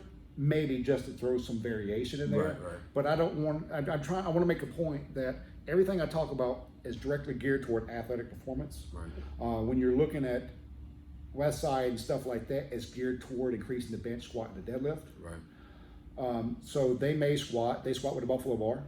They squat with a safety squat bar. They squat with a straight bar. They even have a front squat harness. Right. We don't have to have that number of variations in order to get the results that we need to get. So I'm not going to change up I'm not going to keep a kid on the cambered bar, because I'm not going to come in, like I said, it's just like the jumps, it's just like everything else. I may put you on a safety squat bar. You may be there on that safety squat bar 2 to 3 days a week squatting for 2 or 3 months. Right. Or you may be on a straight bar squatting 2 or 3 months. If an athlete can handle pushing the front squat, I'll push the front squat. But I just when you front squat them, how do you like to front squat them? Do you like to do here, safety bar? We're going to do an Olympic clean style front squat. Okay. If you can't lift heavy, if you got your arms crossed, what happens? The Right. bar as their stomach or midsection gets weak, when the weight gets heavier, they slightly lean forward, and if they got their arms crossed, the bar's coming down. Right. If you do the Olympic style front squat, they can handle heavier load. And just like if they need to handle light load, they're not getting stronger, so there's no point in doing it. Right. What's your sets of reps on the reverse hyper, and what do you base the weight off of? I try to target, I'll follow Louis with that, 50% of their squat max. Usually my reverse hyper has 200 pounds minimum on it, so even a person that squats 315 can still do 200 pounds. Right. And I like sets of 10 to 12. Sometimes I just base it, I hit 10, then I may go higher, or I may stop at 10, just depending. I'm trying to draw out, for me in particular, I'm trying to just make my back get a pump. Right. I'm not trying to load it up to see how much weight I can do on it. I'm just trying to pump my lower back up. But for the most part, I only have a handful of kids that do the reverse hyper, because I only have one over here and I stuck my other one next door. I do want a bent pendulum. The thing about the reverse hyper is I've got the old style that was developed in 2010, to where now the new hypers have a rounded pad on the front, so I have a harder time getting the kids to go over there and do it. The kids, if their SI joints or lower back gets inflamed, or if it's bothering them, the kids like that will go over there and do the reverse hyper. But for the most part, if you don't have any issues or nothing's bothering you, kids won't do it. How many sets do you usually do? 3. Flip this page. What's your sets and reps for the inverse curl? We don't do it. Oh right, you said that. Because you usually do the GHD, the I've GHR. got my inverse curl set up differently. Right, and yeah. We'll talk about that, because I'm gonna start introducing that, but a lot of people don't know that setup, and that is crazy. I just got on that, and my hamstring almost cramped like right away. I don't. The idea of the inverse curl is good, because you can, as you get better at doing the inverse curl or Nordic leg curl, Russian leg curl, or whatever you want to call it, Right. you can actually take the load off the thing. Right. And get better and better at it. But what I see so often on Instagram and BS like that is people are at the top, boom, they're falling, and then they're coming back up. They're only working 25% of the movement, or that muscle is only stressed at the top 25%. So at the top quarter part, it's because when they're going down and bouncing up out of the bottom, well, if they're going here, even at parallel, they still have momentum coming up. So the hamstring's only working at a partial point. Right. And so what I've done is I've taken the leg at the bottom of my inverse curl, and I pulled the pin out and I flipped it over, so that now you can, as you get better at doing your leg curls or your inverse curls, your Nordic hamstrings, your Russian leg curls, whatever those names are, all right, now I've got the pad to where mine will not go down. Right. It's stiff, right? So as you get better, you go touch your chest, you pull it off. Well, you were successful with that. I'm gonna lower it down 1 notch, boom, you successful with that, boom. I'm gonna go find out a sweet spot to where you're almost doing a max effort, Yeah. but then I can back it up a notch, that way you're getting sets of 3. Right. So I would like 3, because the hamstrings, are fast twitch fibers. So they need high tension stress in order to improve their performance. Right. And so that's why the lower reps numbers, because you're almost cramped up right there. So that's why we'll go down, touch it. So mine's set up to where you're not falling. So I'm going to progress you in a different manner. Instead of taking off weight, I'm just going to let your range of motion get better as you get stronger at it. If a kid can only squat 200 or less, now I know you said you don't do dynamic day, but would you still have them squat for the sets of 3 and plus, or would you do more repetition method and just stick to jumping? So like a lot of your younger kids. We usually, I'll range some of the kids to like 4 sets of 6, maybe on a squat.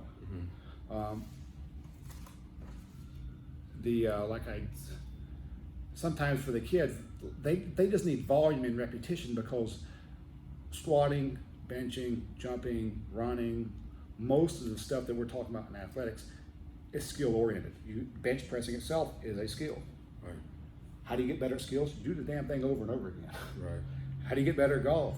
You got to go hit that damn golf ball all the time. Right. Now, if I was going to go out there, like this is kind of like still full circle, like with the teaching example, like we're going to learn Spanish this day, math this day, history this day, literature this day. By the time I learn, I already forgot what the hell happened in Spanish several days ago. Right. And it's just kind of like I lost my train of thought on what I was going to hammer on with that. What was the question? It was, if the kid can only squat like 200 or less weight, would you, for that higher rep stuff, would you do more just repetition stuff and jumps, or would you still squat them? You have to stay consistent on the squat, and with bouncing around too much, you have to, like the whole thing with the skills, you got to learn. You can't go and play golf and practice your driver. That's how you get better at it. Mm-hmm. You can't go driver, next day go putt, next day go pitching wedge. Right. You have to practice, but then if I go practice, I usually hit my 3-iron. I know if my 3-iron's good. 3-iron is the hardest iron to hit in the bag. I go to my 7-iron, which is much easier to hit than 3-iron. If I am perfecting that 3, that 7's going to be pretty crisp. And so if I am sitting there and changing too often, even with my golf clubs, you're going to miss a little bit of this skill, you can miss a little bit of this skill. But at the same time, if you're doing your driver, your pitch and wedge, you're working on chipping, and you work on your putting, you're doing 4 things in one day, there's only so much time dedicated to each one of those skills. Right. That they're only getting minimally better. Right. And so if I go out there and I'm trying to strike my irons, I'm going to practice my 3-iron. Irons are most of your shots. Well, putting is a lot of them, but if I can't get to the damn green, there's no point practicing my putting. Right. And so once my irons become more, because I tee off with the iron, so I can be successful in golf and tee off with the irons, because I can hit my 3-iron about 245 or so. So it's enough to get me out there so I can still birdie and par a par 5. And so what I'm trying to say is we do sets of 6. We do more reps sometimes with the kids. Like when I was growing up, I was trained by an Olympic coach. I did the Olympic lifting. And he called a 10-8. So if I was a 200-pound squatter, you could start off what we did back then, and it's worked pretty well with the kids that need volume, especially the younger, weaker ones. We'll start off at 100 pounds, do that 10. Go up 25 pounds, go 8. Go up 25 pounds, do 6. Go up 25 pounds, do 4. Go up 25 pounds, do 2. So if we started at 100, we're going to end at 200, because we're going to go 100, 125 for 8, 150 for 6, 175 for 4, and 200 for 2. Mm-hmm. Then if they're successful with that, maybe the next workout, if you want to progress them slowly, they can come in, and now I'm going to go to 105 to 205. So we're going to go, that's just a different way. That's 30 reps right there. Right. So that's 30 squat reps in a day. So like I was saying earlier, everything's a skill. The more reps I can get under their belt at the younger age, the more mastery they're going to be at that skill. So if I'm coming here and I'm doing like max effort and I want to do 6 sets of 3, I'm only at 18 reps. Right. And so sometimes in sets of 1 for like true max effort for like the kids, sets of one's not enough volume to learn that skill. You got to think about when Westside first started, they were doing the same max effort work for 6 weeks. Right. Then they switched. So as those guys became more advanced, then they can vary more often. Right. And so because they don't lose what they did before. yeah. So Tiger Woods is not going to forget how to hit his damn driver. Right. So he can afford a day off on hitting his driver. So now he can go perfect his putting. He can work on spend more time on his putting. Next day I can spend more time on my chipping. I can go back to my putting. Oh, let's make sure my driver's memory's there. You know what I'm saying? And so as you're becoming more advanced with the training, then you can. I'm not going to forget how to bench press tomorrow. Right. I can go a month. I went a year and still bench 390. Right. I didn't bench as much. I still was a high-end bencher. And I can still go incline. I'm not inclined since I've torn my tricep, and I can still rep out 225, probably 275 for 5, when my best incline was 405 for 1. Right. So I don't know exactly where I may even hit 315. Hell, I don't really know. But I'm not going to be less than 200. Right. You know, because I've done it long enough to know my body has learned that strength. Right. And so what I'm trying to say is, younger kids are going to need more volume. Because the more volume, like if you read somebody's book, it takes 10,000 reps to get better at a skill. And so if you're only doing 8 reps in a day at this, it's going to take you a hell of a lot longer to get better. Right. What do you do for core, and how often do you do it? Core? Yeah. I hate that word.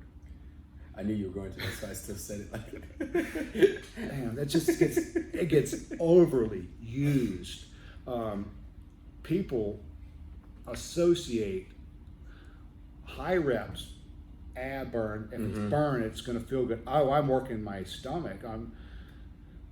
We do weighted sit-ups here on the cable machine so that we can overload. Like if you got a kid that's doing 3 sets or 4 sets of 8 at 20 pounds, their abdominal strength, once they go from 20 to 60 pounds, their abdominal strength is a lot better. And I know some people may get out there and criticize, well, you don't do a curl up. I am making my rectus abdominis, my obliques, thicker and stronger. The thicker and stronger they are, the more I'm going to have ability to transfer power. And so I won't collapse. So what do? We do a lot of cable abs. The thing, we have an ab wheel. I like ab wheels too. But the only thing about ab wheels, the kids will go over there and do the same thing. Ab wheel, same ab wheel for a whole year. It's like doing more push-ups. Going from 50 push-ups to 100 push-ups ain't gonna increase your bench press. It's working on your muscle endurance. So if they're sitting over there doing sprinter sit-ups, they're doing toe touches, they're doing twists, they're doing this stuff that looks fancy, hanging from a bar, twisting their legs like that bullshit on Instagram. The thing about that is, where is the overload? You know, with the ab wheel, these kids in here doing ab wheel, same thing. They don't put the weight on their back. They don't put a weighted vest on, but they need to be adding some type of external resistance to get better. You don't come in here and day 1 bench the bar, and day 2 bench the bar 100 times. Right. If benching the bar, benching 45 pounds is not going to get you to 200 pounds. Right. So, you've probably heard me talk about this. I did an experiment. I squatted 315, pause at the bottom, safety squat bar. I moved it at 0.66 in January. April, I came around and I moved it at 0.65 without squatting. I did work my stomach. Also, I was not able to do dragon flags. And that's where your stomach's gonna be held more of an isometric thing. What's a dragon flag? It's kind of Bruce Lee abs, or when he's holding from there. Yeah, like down, what you see in Rocky. I couldn't do one of those. And after a couple months of doing cable abs, increasing my ab strength with weight, it's just like bench pressing, squatting more weight, I was able to do consecutive dragon flags. So I went from none to more without even particularly doing that skill of dragon flag itself. Right. And so what do we do for core? People don't know, when you deadlift, your obliques are the first muscle to engage in fire when you pull the deadlift off the ground. Right. You're getting, and if you look in Facts and Fallacies, you can find some of these like Mel Siff books off the Westside Barbell. We have that. I haven't read it yet. The abs work harder on tricep freaking press downs, and it even said tricep press downs in that book, than it would do in a normal crunch or a sit-up. And so I didn't show you cable. We do a lot of cable abs here. You do the one standing? No. Or do you do them sitting on the ground and then come forward with the strap behind? Our legs we do straight leg sit-ups. So we're sitting on the ground, we lock our legs in, And that 8-stack joggle. I'd have to show you. So Right. our feet, our ankles are anchored, our legs are dead straight. We sit up, and then as we come up, we crunch in, and as we go back, we open our abs up. The abs tie in right here at the xiphoid process area and at the top of the hip bones. So as we're going back, we're stretching them out. Then the first thing we do is we fire the abs and squeeze the abs instead of, if they're coming up straight without letting the abs crunch in, we know they're using the hip flexors to sit up and not the abs to sit up. And so sometimes you'll see these kids doing 60, 70 pounds like I would be doing. But then once I teach them how to take their hip flexors and actually how to engage their stomach, they're dropping the weight down to 20 pounds. Right. Now, you got your feet hooked in on one side, and then is the cable that's behind you, so if you're getting the tension from that. But if you don't have a 9-piece, you would just maybe hold weight on your chest and do it. I don't like but it's that. It's not gonna be as good. I don't like that. Okay, could you do face away? If you have, like right now, I don't have a double. I only have one.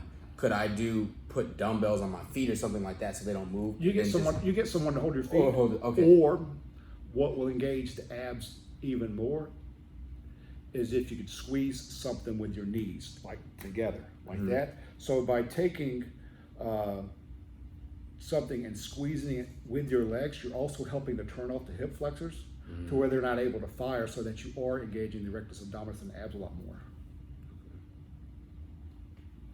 How much and how often do you do any connective tissue work? No time. Would you do it if you have time? No, they're getting plenty of that at this age. With from all the playing that they're doing? Yeah. What do you? Oh, go ahead. Yeah, you gotta think. There's still kids. They're still doing shit. I got some kids doing handstand walks in between their bench or their squats. I wish I had that energy. They're gonna go out. They're gonna play the sport. They're still going home. They're still playing. They're still moving around. Their mobility is very high at this age. What do you do with kids coming off of any major injuries?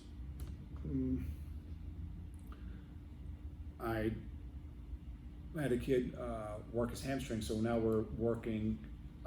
We'll just progress him back slowly into stuff. So if he tore his hamstring, we're going to work on moving the hamstring around in order so that we can load it later. And so, like for girls that have ACL injuries, first thing I do is I still try to squat them off the box. Would it be a higher box? Nope. Or just lighter load? Lighter load. Range of motion. What do you do to warm your kids up before they squat, if that's their first movement? Squat. Yeah, we don't.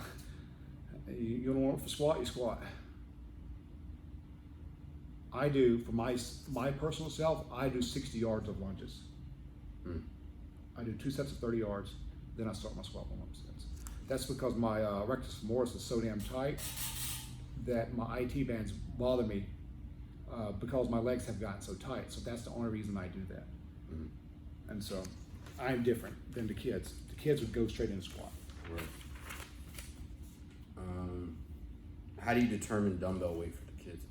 On their jumps, based off of their leg strength and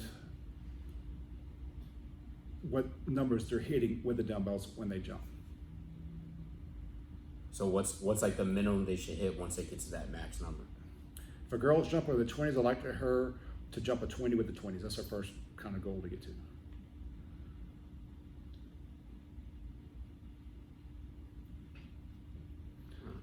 So some guys may have to start with 25, some guys may have to start with 30s. Some guys may, if the kid's weak enough, they'll start with 20s. But for someone our size, would be starting with 30s. And the goal is to get 30 with 30. Yeah. Your dumbbell jumps, a lot of people are more concerned with the non-weighted jump, that 36, 38, 40. If you're consistently beating the dumbbell, the loaded jumps, the non-loaded will get better.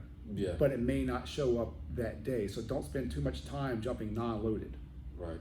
Then if you're jumping non-loaded, it's just like the example, you're just benching the freaking bar without ever putting 135 on there.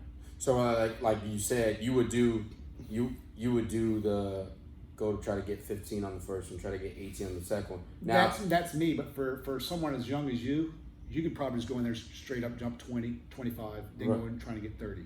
right. And would you do the heavy light? Would you do something like you do your 2 jumps kind of back to back?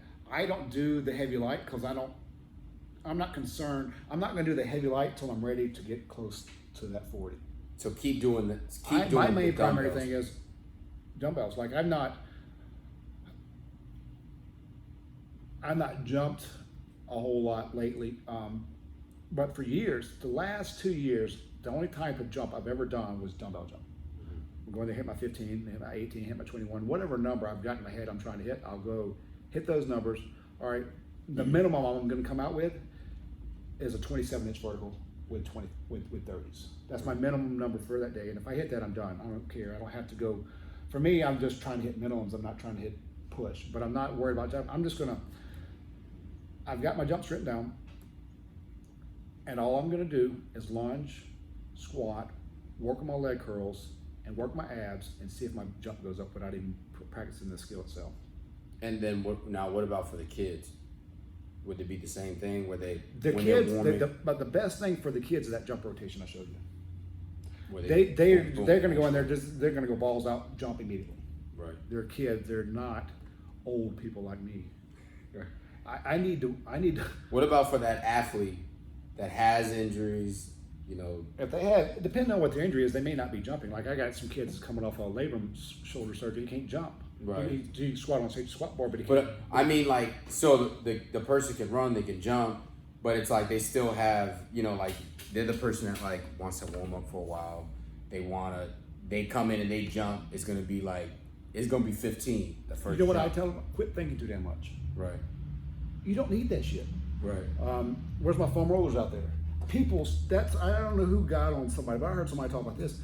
People spend so much damn time trying to worry about all this other cutesy warm-up BS when you don't have to do that. These kids are so resilient. Even into my mid-30s, I didn't even warm up like that crap.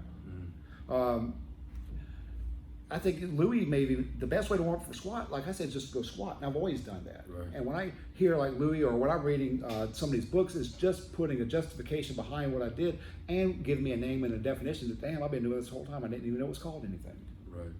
And so as far as here, we're going to come in. All right, y'all. So if it's 4 o'clock, all right, y'all want for squat, we're going to start our first set at 10 after. Right. You got 10 minutes to be ready.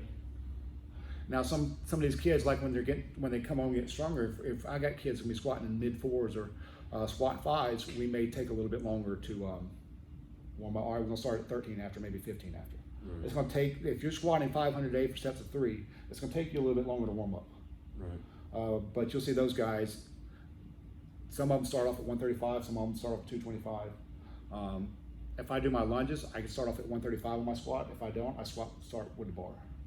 But the only reason I'm sticking to the lunges is because it's helped loosen me up enough to where my knees and my IT bands do not bother me anymore. Because I've gotten so tight and so pinched up from I'm notorious for doing minimum effective dosage. I can come in and squat and jump, and my jumps are well off the world.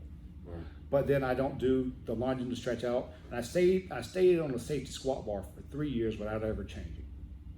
Mm-hmm. It bound me up to where it started inflaming my IT bands. Then it took me 3 years before I could even really work at doing a lunge to get down because I was so messed up. Mm-hmm. And so now that I'm able to lunge without pain, I lunge all the time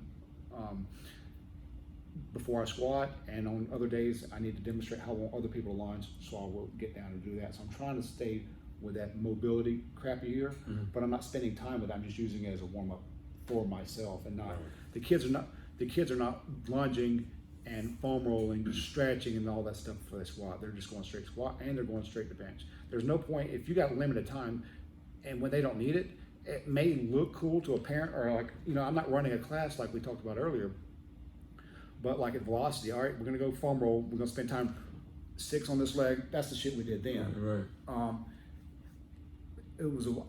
I think those sessions were an hour and a half, and we're taught, all right, for the first 15 minutes, you need to be over here. This section, 30 minutes, you're here, 45 minutes, you're here. And that's kind of how we went through stuff then. You need to look clock, and if you're not done, you need to move on. Right. That ain't how it works here. If they get here at 4 o'clock, you may not leave here to 5:30 or 6 o'clock because you ain't done with your shift. Right. It's sometimes I'll let kids that here at 4 that need to take more time between stuff overlap. You know, I'm not pushing people in and out. Right.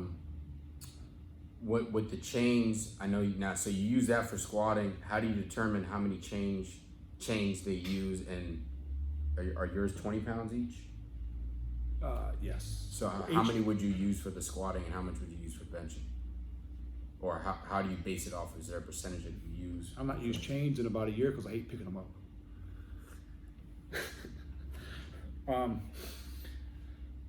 For me, I am a 400-pound plus bencher. I use double chains on my bench at 18 links down. So I shorten the chain. The feeder chain is all the way out. I count 18 links down. I clip it there. Then I put my loaded chain on. With that gives me about, like Louis' recommendation was half chain on the floor. That gives me that distance. They have used. We don't work out. I do have people benching with chains right now, but it's only like a limited number of people. But we're still trying to hit our 3s and 5s and stuff like that. We're not doing dynamic every bench day. I'm using the chains for their bench in order for them to work their triceps. So sometimes when they're doing the tricep work, they're not pushing and working their triceps as hard as they could. And so what I do is I'll throw chains on them, and I got these kids starting off with double chain, and these kids are about 200. They bench about 250 pounds. So I'll have them do sets and reps for maybe 2 months with the chains on it, and their bench press will go up because then they no longer get stuck halfway off their chest. Push right. Yeah, that chain has changed their.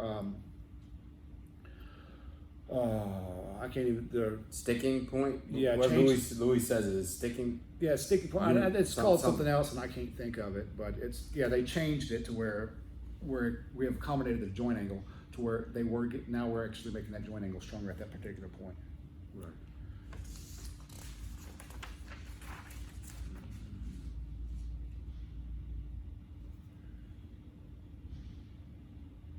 Oh, what do you say to the kids that say, "Hey, Jared, can I get a good workout in today?" Oh shit!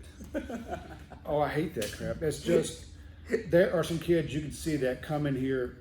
They just want a hard workout. They don't want the heavy shit. Right. But that's for them to go to the place down the street because it's not about working out. It's about training. Sometimes the kids don't like to sit there for 4 or 5 minutes in between their bench sets. They're not strong enough to appreciate strength, and they're not strong enough to appreciate the rest that's given to the kids that are strong. Right. Can I get a good workout in? I hate that crap. Can I get a work? What do you say to the parents that want you to have them run with the ladders? I try to educate them the best I can and try to explain why it does not work. You know, it's more used as a sell tactic than a performance benefit. Do you advise your athletes to do any type of recovery outside of the gym? Eat. That's the biggest thing with kids, they don't freaking eat. Yeah. Hey, what'd you have for breakfast? Oh, I didn't eat yet. Yeah. Jared, I eat all the time. What'd you eat? Well, I eat a lot of food. They eat a lot of food at one time, but they're not eating consistent throughout the day. Yeah. And I was telling somebody this the other day. It's amazing. These kids eat like shit, and they're getting strong as hell. So I don't know how necessarily important recovery is for like I said, the young kids are different. Right. For me, I can eat like ass. I can even go out and drink it all night in bourbon and still come in and beat my damn squat numbers and my jump numbers. I think people think too much, and they worry too much. I got a guy here right now that worries too much. I said, look, you need to quit freaking thinking. Let's roll. And, I was joking, man, if I could just take a needle, stick it in these kids' head to turn off their thought process of the brain so I can just let their bodies work, they'd be freaks. Right. Because they're thinking too damn much. Analysis by paralysis, people don't know what they want to do and they're thinking too much. Well, they're trying to think of a way they can get out of it instead of going straight to work. What's your opinion on Olympic lifts for athletes? Waste of time. It's been thrown down our throat for years, and I was trying to explain this the other day. You do not get strong. The bar velocity is too fast. If the bar velocity moves too fast, it does not create enough strain. So what these Olympic lifters are doing, they're doing good mornings because they're trying to strengthen their body in that range of motion of their pull. They're squatting front squatting and back squatting and overhead squatting in order to strengthen the legs so that they can stand up with the weight once they get under the bar. So they're squatting to increase leg strength. They're doing good mornings and RDLs in order to increase their lower back, hamstrings, and glutes they're practicing different strength curves through the range of the pull so that they can get under the bar better. So they're doing push jerks, working on their jerks. They're doing different stuff to strengthen their clean. And the clean is 75% generally of a great power cleaner. So if you can, whatever your front squat is, you should be able to power clean 75% of that if you've worked on the skill.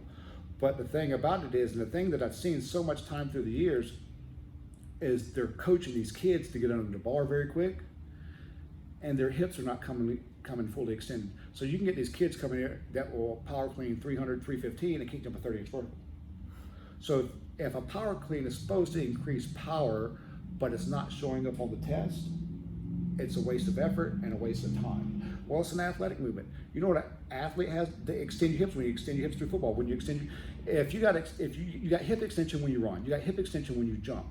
And the thing you see about these kids doing power cleans, they're diving under the bar and they never reach hip extension. So they're not even getting strength and the range of motion that they need to in order to produce the force they need to for the sport. That's why they can't jump, although they can clean 300 pounds. Right. When your kids are squatting, if they have like running shoes on, do you ever have them just squat with no shoes, or do you just let them squat in the shoes that they have? You know, like the wobbly stuff that they usually like to wear. I usually tell them to take the shoes off. Okay.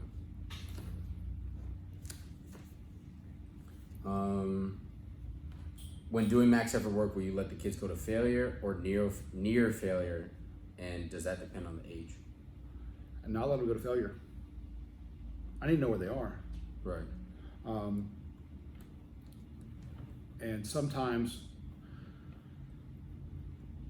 I don't get overly picky. So like if I wanted you to bench, so if I set you up for a 250 bench, and I think you're gonna bench 250, your last set will be 250, your set before that will be 240, then 230, then maybe 215 for 185 for, 155 for, and 135 for how many of reps you want to do 135 for. So what I do is I start from where you want to bench 315, that's a different 5%. So we're going 315, 300, 285, maybe 265 for 2, 245 for 2, 225 for 3, 185 for, and 135 for as many times as you want to do it. So what I do is I know where you want to end at, so I pick that point, then I go backwards.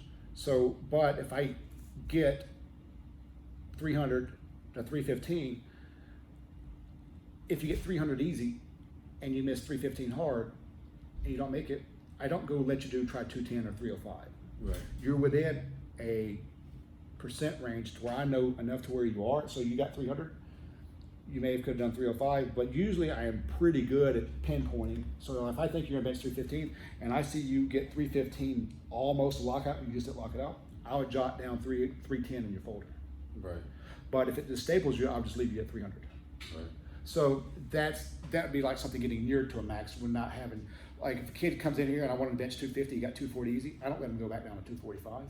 If 250 was here, all right, he would have got 245. But if he gets 250 for here, I start down 240. Right. You know, I kind of give and take around that range. But the only time I'm very, very precise as far as how we're going to hit these numbers is if we're going to a competition and we're combating somebody to win. What do you do 1 to 2 weeks before a trial or a major sporting event? Nothing. Keep everything the same. If they've been here consistent, we're not going to worry about getting sore because they're not going to get sore because they've been doing the same shit for, you know. So if I got a basketball player that started this past week that's been here before, his dad wanted him to start on Sunday, but he had his dad wanted to start on Saturday, but he had a basketball trial Sunday for this elite team. So I told him, don't bring him in Saturday, let's just start Monday because there's no point in coming in and getting him sore and messing up his performance for that. Right. If you're going to the NFL Combine or if you get training someone for the pro day, we will do nothing for 3 days prior. Okay. But for most of these kids, they can, if they're going to have an event on Saturday where they have to run and jump, we will not do anything on the legs the day before. We may bench them, but they're not allowed to squat. They're not allowed to practice for 40. What I've seen over the time is like if you got a kid like these lacrosse girls, They come in, if they got lacrosse practice the day before and they come in and they test their 40, they may be 0.2 of a second worse on their 40-yard dash than they were their initial test date. Right. I've had kids run a 40-yard dash at a 5 flat, supposed to get a 4.9 or 4.8 the next month, comes in, runs a 5.2, 5.3. What the hell you do? I practice my 40 all day. Well, don't do anything next 2 days, come in with testing, he actually runs 4.8, 4.9. And so what I've seen is over time, I could tell that the kids did something, because I know with it being I've gotten the results and the consistency with getting results throughout the years, I can tell when a kid did something on his legs the day before test day that he wasn't supposed to do, or she. Right. If a kid now that affects their running speed, I'm not seeing it affect their jumping speed. So they can go to lacrosse practice the day before, they can go play a basketball game the day before, come in and break a vertical jump record, but their 40-yard dash significantly suffers by 2 to 0.3 of a second. If a kid has to lift at school 2 to 4 days a week, and it's like a lot of temple work, cleaning jerks and all that, would you just have them do more closer to a max and accessories? Like, how would it change anything? We're still going to do brief maximal tension on the days, but if they bench at school, we're going to bench here. Okay. That's where it can kind of get crazy. I don't stick to my month for most of the people coming here. They're going to bench Monday, Wednesday, Saturday. They're going to squat Tuesday, Thursday, and Sunday. Now, if you have kids, weight training programs, so if you got kids that squat on Monday, and that's our bench day, they're going to come in here and they're going to squat that day. And so that's how we'll start getting off on, all right, these kids over here, these kids are here. So the next day at school, they'll bench. So they'll come in and bench on Tuesday when it's our squat day. So they're on what I call opposite days. Wednesday, they're doing power clean. Then Thursday, they're going back to a squat, which is our normal squat day. And so what if like someone like me that only has the kid 3 days a week, and then they're at school lifting 2 to 4 days a week? Would you? I'll try to replicate what they did that day. Try to what? Replicate with whatever. If they bench, they bench here. Okay. So if they squat school, they're normally going to do a regular squat. So we box squat here. It's different enough. And if you look at bodybuilding, if you look at training, your glycogen stores and a lot of other stuff like that, it's actually beneficial to do it twice a day. You look at some of those Olympic lifting programs, some of those guys are lifting at 3 different sections of the day. Right. So again, it's not about being too much. It's about monitoring training and finding out what too much is. Why does linear periodization not work?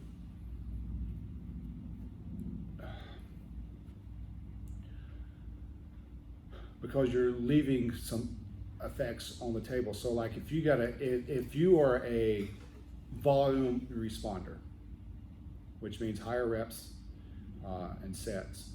Sets may be lower, but the reps may be higher per thing. So that'd be volume.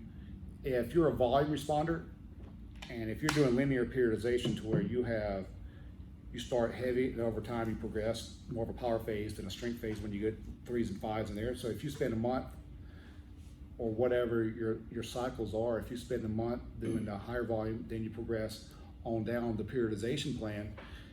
If you're a volume responder and you get to your strength phase and you don't respond well to the strength phase, you can actually lose gains although you're lifting heavier.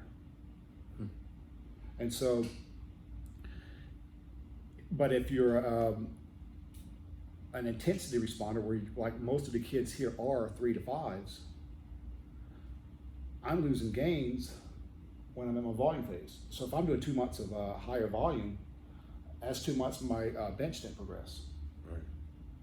Because I don't respond too well with that. Although I'm doing the reps and stuff, that's what I kind of figured out when I was in high school. Am I working out all the time and I'm not getting better? Right. Then it just boils down to which type of responder are you? Are you volume responder or are you intensity responders? And for most of these kids, even the young ones, if they are here frequently, they do very well with intensity response, 3s and 5s. If they're not here but twice a week, they tend to do better with higher volume. Do you ever have your athletes do any type of overhead pressing? For years, we did not, but last month and sometimes this month, I've been having them do dumbbell military press or just straight up military press, or we have been doing overhead pressing in replace of incline.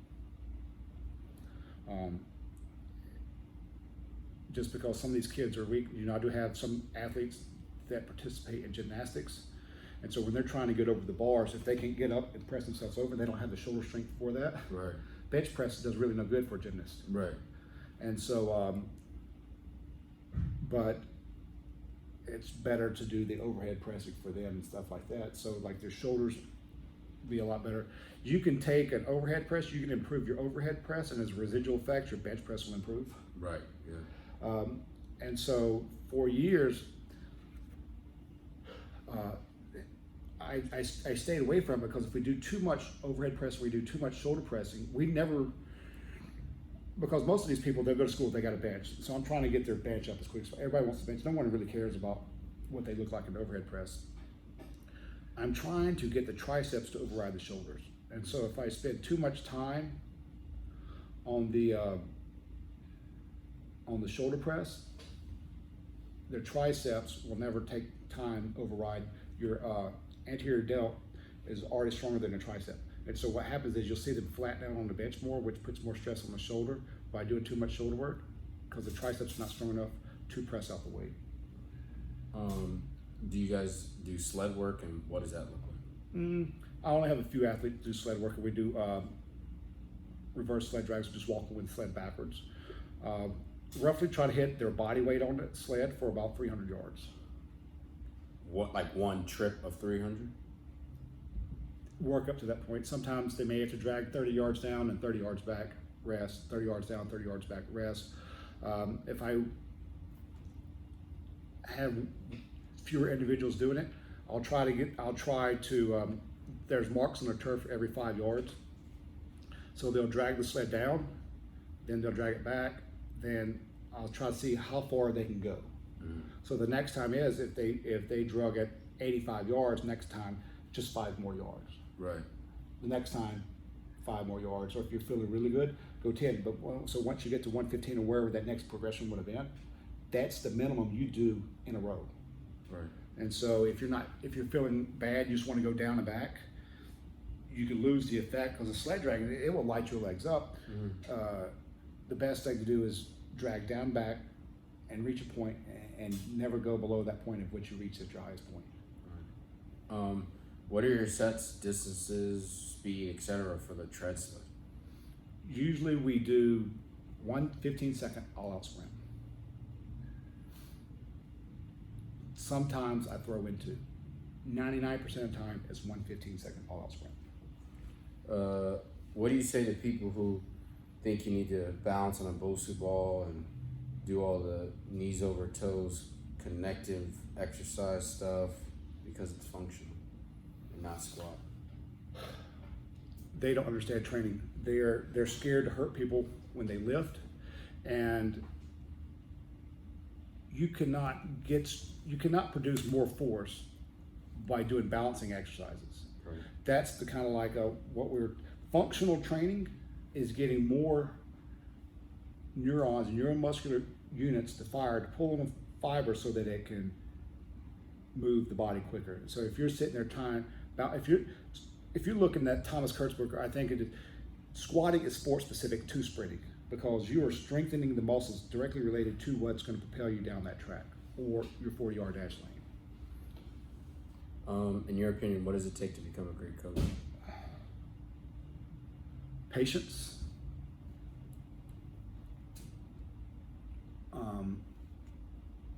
And knowledge, and willing to experiment and not be stuck within the same thing. If I would have just done, like we talked about earlier, if I would have just done stuff that I learned at Memphis, and if I would have never experimented with having this jump station, this jump station, this jump station, and having these kids do a number of things, like if I would have just stayed with box jumps, what I did is I just got into books and I read, and I was trying to figure out ways that could manipulate the system. I said, how the hell am I going to manipulate the system when I want to jump? How do I manipulate the system when I want to bench? How do I manipulate and trick my nervous system into where I want to get these specific performances done? And so over time, I'll have kids. What happens is I'll have kids that trust me, and I'll have them, hey, look, I want you to try this month. They'll do it. And so for years, I had kids that I was just using as gym rats to experiment different ideas and research that has been done in the past. I just redo my own research to see what happens, and then I actually end up learning a lot more. Just like I read that bench press is correlated with swing speed. So baseball bat swing speed, softball bat swing speed, and lacrosse sticks, their swing speeds on the lacrosse team went up as their bench press improved. So whoever improves the most from like a 25-pound bench improvement versus a 10-pound bench improvement, the 25-pound bench improvement for the lacrosse girls, their throwing speeds with the lacrosse sticks went up higher than the person who didn't improve as much. Although you may get, I'm talking like a 1 mile an hour difference versus a 3 mile an hour difference. Right. What coaches do you learn from, and what books do you suggest for people to learn from? I think the biggest influence on me has been Louis. He's directed me into the books to read and where to go learn the educational stuff. And what I've learned from him is he wants to learn from others like I do and like you do, is that he wants to know how you are using the Westside system. So if he was going to ask me, I would tell Louis I don't do speed squats. Right. We do dumbbell jumps because that is dynamic effort. Right. So how to use the stuff, the repeated effort method, the dynamic effort method, and the maximum effort method that is not found. You can't, I've been to several universities across this country. Those methods are not in those books. Those 3 different methods of muscular tension can't be found. They're not taught to us in school. And so from Louis, I started learning and started reading Louis stuff. But then I was doing speed squats, like a lot of other people do and stuff. And over time, after hearing him talk over, what do you do? So if you hear him listen to this podcast, he's asking these people, what do you do? Right. He's just telling, they're just reiterating back to him, telling him, hey, we're basically copying you doing this, this, this, but this is happening, this is happening. Right. Which I've taken the methods and adapted them to the skill itself. Like, because they're doing pilots, so their squat, they're working on increasing their skill. So they need to work on increasing their rate of force development and the skill of the squat because they lift equipped. Right. So once you squat with a squat suit on, and as you're squatting down, that suit's getting tighter and tighter and tighter and tighter and tighter, so it's going to propel you up out the bottom. When you squat lower and lower and lower with the band on, it's like the squat. It's making it easier in the bottom half, and as you come up, it's getting tougher in the top part, just like with the squat suit quits working halfway up. Right. So what they have to learn in their skill of the sport of the squat is they have to learn how to apply force very quickly. So as that squat suit stops to work, they have gained enough speed in order to ride out the resistance that's about to hit them. So that's why speed squatting for like people with equipped lifters with bands and stuff or sport specific to them. Right. But speed squatting is less dynamic than jumping. Right. Jumping and running are correlated. So if my dumbbell jumps improve, or if my jumping ability improves itself, I'm going to reap the benefits from my 40-yard dash. Right. Where I've not found that with speed squatting. Because although I have moved the bar faster with a box squat, my jumping and my skill, because remember, in sport, you still have to practice your skill. So if I just came in here and got stronger and stronger, and I didn't practice throwing my, like as strong as I am, I can't throw a baseball faster than baseball players, because they're practicing the skill of throwing. Right. You know, so if I'm not practicing my skill of jumping, that's why I asked like Matt Lanning or something.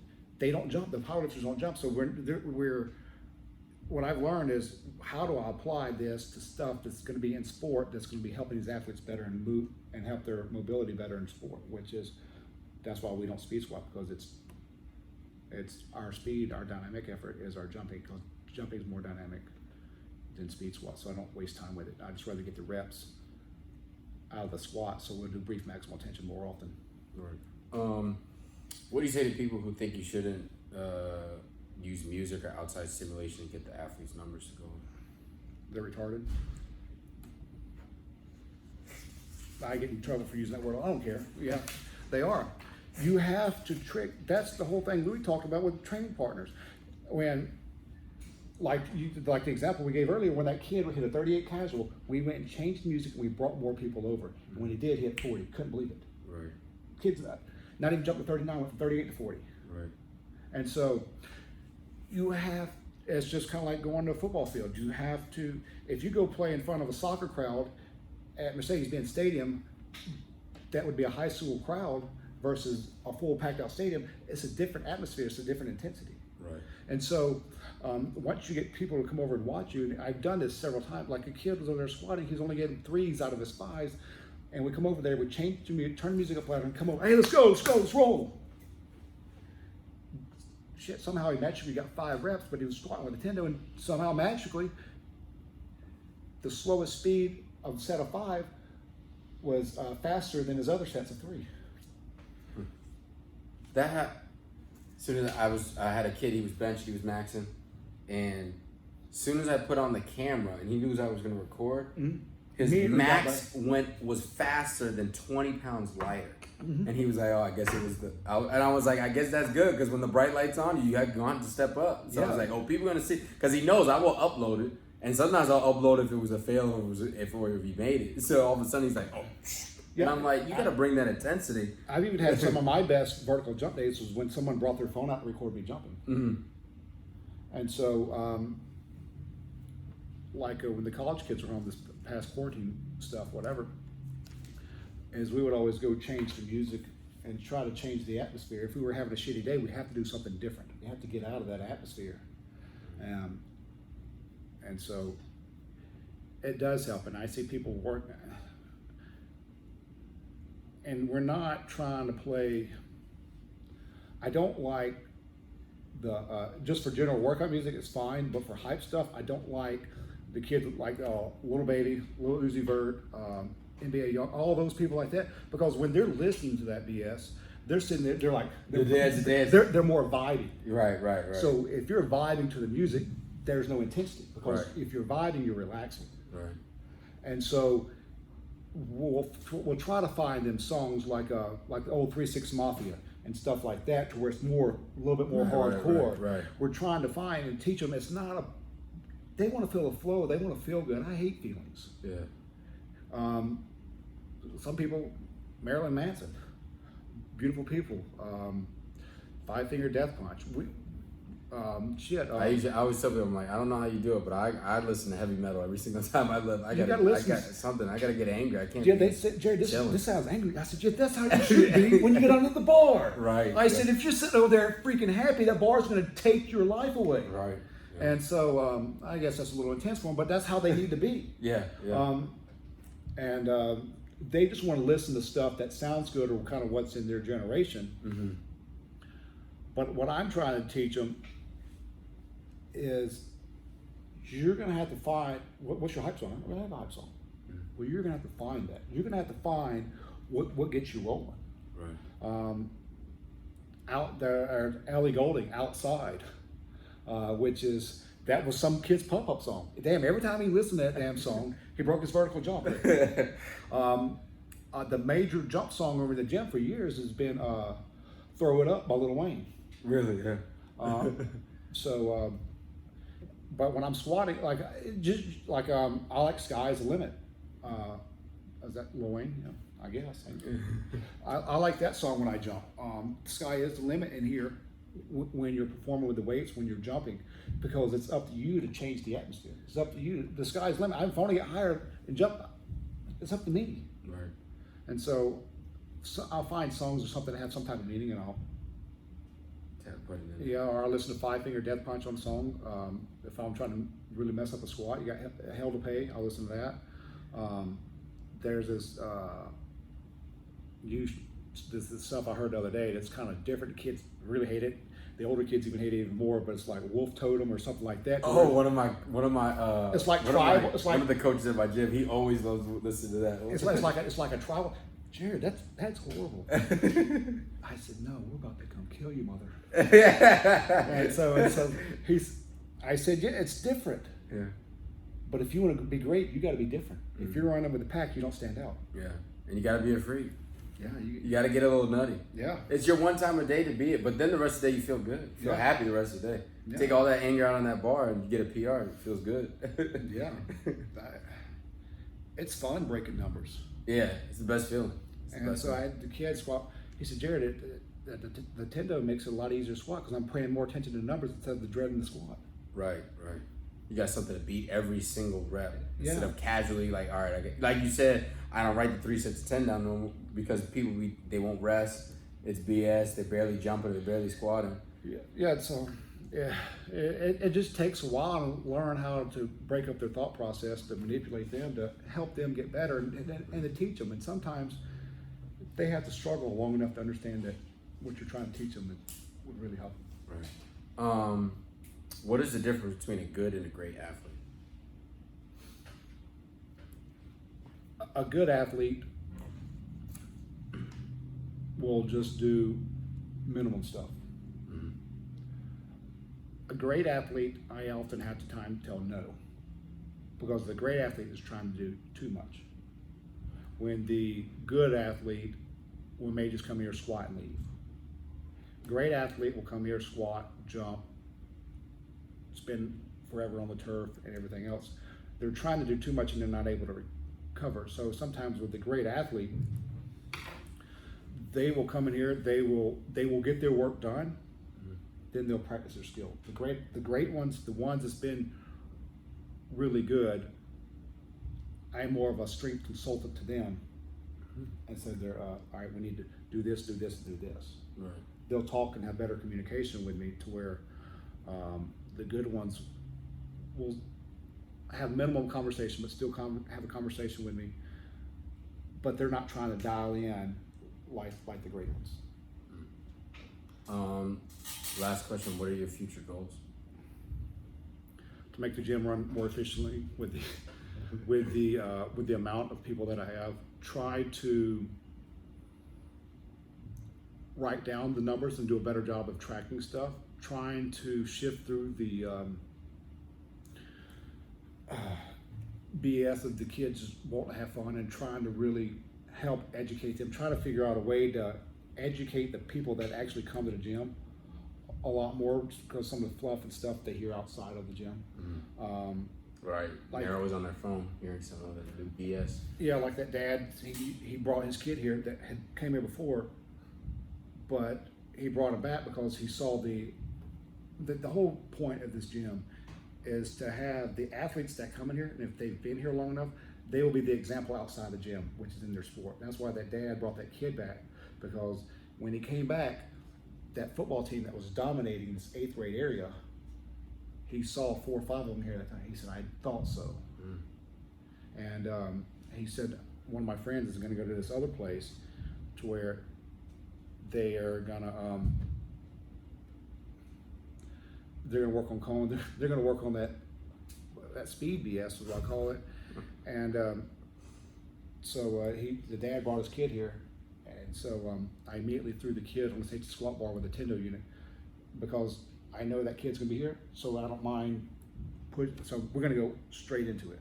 Right. Sometimes I have to build them up with a straight bar and build them up this way, but we're trying to prove a point with this, and the kid gets it. And the kid's only in 8th grade, but he gets it. From day 1, day 2, same weight, he's moving 0.1 faster on the Tendo unit. So we went from 4s to 5s. We gotta get that at my gym. And so it may, sometimes when they're squatting, they stand up and they slow down toward the top range, but the Tendo unit, he saw the numbers, he's learning how to explode under the bar. Only 135 on the safety squat bar. But he's learning how, the quicker I get the kid to learn how to be explosive, the more we got to build on. So I know he's only squatting 135 at a 0.51, I think what he hit the other day. Wait till I get him hitting 300 at a 0.6. If I can do that in a year, he will destroy folks. But the dad has already seen the belief outside the gym. Mm. You know what I'm saying? Yeah, he's already seen the evidence. Yeah, proof's in the pudding. And so he knows. And so it's just, now I've got someone that I know is going to be here for a while. Right. So we're going to grind on. Sometimes, if you ever been to Westside, Louis don't really pay attention to you a whole lot walking around the gym. Mm. Sometimes when athletes do come in here, they squat. I do take care of them. I do program them, and I do stuff. But they don't get all of me, because they may not be here next month. Right. And that gets on my nerves. I don't require people to do. They took time away from me taking time with that kid back there in that back corner that I know is going to be here, that's going to grind on. Right. So sometimes it's hard. I need to see how much you're buying in. Right. Once you've bought in, I'm all on your team. But sometimes, like these kids, I said on the last podcast, they were supposed to be here for 4 months. They only came here 1 month. And I even stayed here on days that I wasn't even open to help them out. And so I wasted my time. They wasted my time. Yeah. I wasted their time. They got better. But guess what? They've been away from the stimulus too long because they only 1 month. They got better in the 40-yard dash, the 20. They got better in their bench. They got better in all those stupid things that I wanted them to get better in because they said they were going to be here. Now they're not. That aggravates me. Right. But I don't require people to do a contract because that aggravates me too. I never wanted to be in a contract. If you don't like the place, don't come. Right. But I should say, look, if you only plan on coming here 1 month, don't waste my time. I don't care. It's not about the money, it's about the result. Right. So I'm getting nothing out of you. I may have got paid, but 1 month, it's just like, yeah, it's like, like you said, you took time from other kids that are dedicated and are going to be here long term. it pisses me off because you just took away from that kid that's been here. Right. And so it may not be the best business model, but it's the whole point of coming here is to get better. Right. If someone comes, I want them to get better. But long term, that's the thing though. That business model works because long term, you don't have high turnover because you're truly putting all your effort into that kid. Like you said, it first starts off with an individualized program. Even though you got 30 kids in here, it's still individualized. A lot of people won't do that work. So I don't care how phony you are. That's not going to be long. That's not going to be the kid that goes to Notre Dame and says, "Hey, if you earn it in Georgia, go to Jerry." Yeah. Because he's gonna get you results. You may not like if he tells you to suck it up when you're not feeling well. But I told these people that the other day. You had these people from the Big Ten, SoCon, Sun Belt, ACC, SEC, all in here at one time. Mm-hmm. Why are they not at the speed places down the street? You know what I'm saying? Mm-hmm. They don't have that caliber of athlete. Right. You know why? Because that caliber of training does not work. Right. So they've been exposed here. They've been exposed to the collegiate strength and conditioning. Mm-hmm. And just like I had an agent call me to help this kid get ready for the Dolphins. People know, but they don't want to believe. Or they don't want to admit people. You know what it is too? People don't want to admit that they got to throw away a lot of stuff that they just studied or used their whole life, and they don't want to admit I can't continue to sell this product because it really doesn't work. It's like I gotta really wipe the whole board. And some people just like I'll keep BSing people, and I'll keep lying to myself and everybody else because why change? Yeah, I'm the only place around here that has a full 40-yard indoor area to where we can test the 40s, complete laser hand start, laser 10, laser 20, laser 40, and showing them results month after month. Now there's this other place, probably about 20 minutes away from here. They don't even have 20 yards inside. Wow. They're going there and doing cone drills and doing like med ball work and like you said, motion. They're not, and there's another place that they don't even squat. So I know that one place, if they don't have enough room to test, why in the hell are you going to take, and that place just opened up maybe about a year ago, why in the hell are you going to take your kid to a place that has no proven results? Then talk shit about me.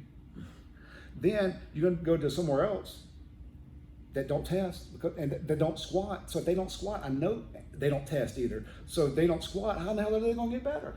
Right. They're getting worse. And I'm sitting here showing them, all right, this kid went from a 5'1", 5 flat, 4'9", 4'8", 4'7", and I had two kids that one was coming here and going to the speed and agility place. So they're doing both things. Mm-hmm. And so it's really hard to determine, am I helping the kid get better? Or is the kid getting better because he's going to speed and agility place? Because people still buy in and want to do that stuff. My wife's trying to talk me into doing it. I'm not selling myself out. Yeah, no. And so can't do it. This kid, one kid, he was doing me and his speed and agility place. This one kid, other kid, was doing speed and agility place at the same time as this kid. The difference is that one kid was coming here. So the other kid that was doing the speed and agility place with this kid spent a year there. A year later, he still ran a 7.2 60-yard dash. The kid that was coming here ran a 6.6 60-yard dash. And I tell them, if you get better than 40, you're going to get better than 60.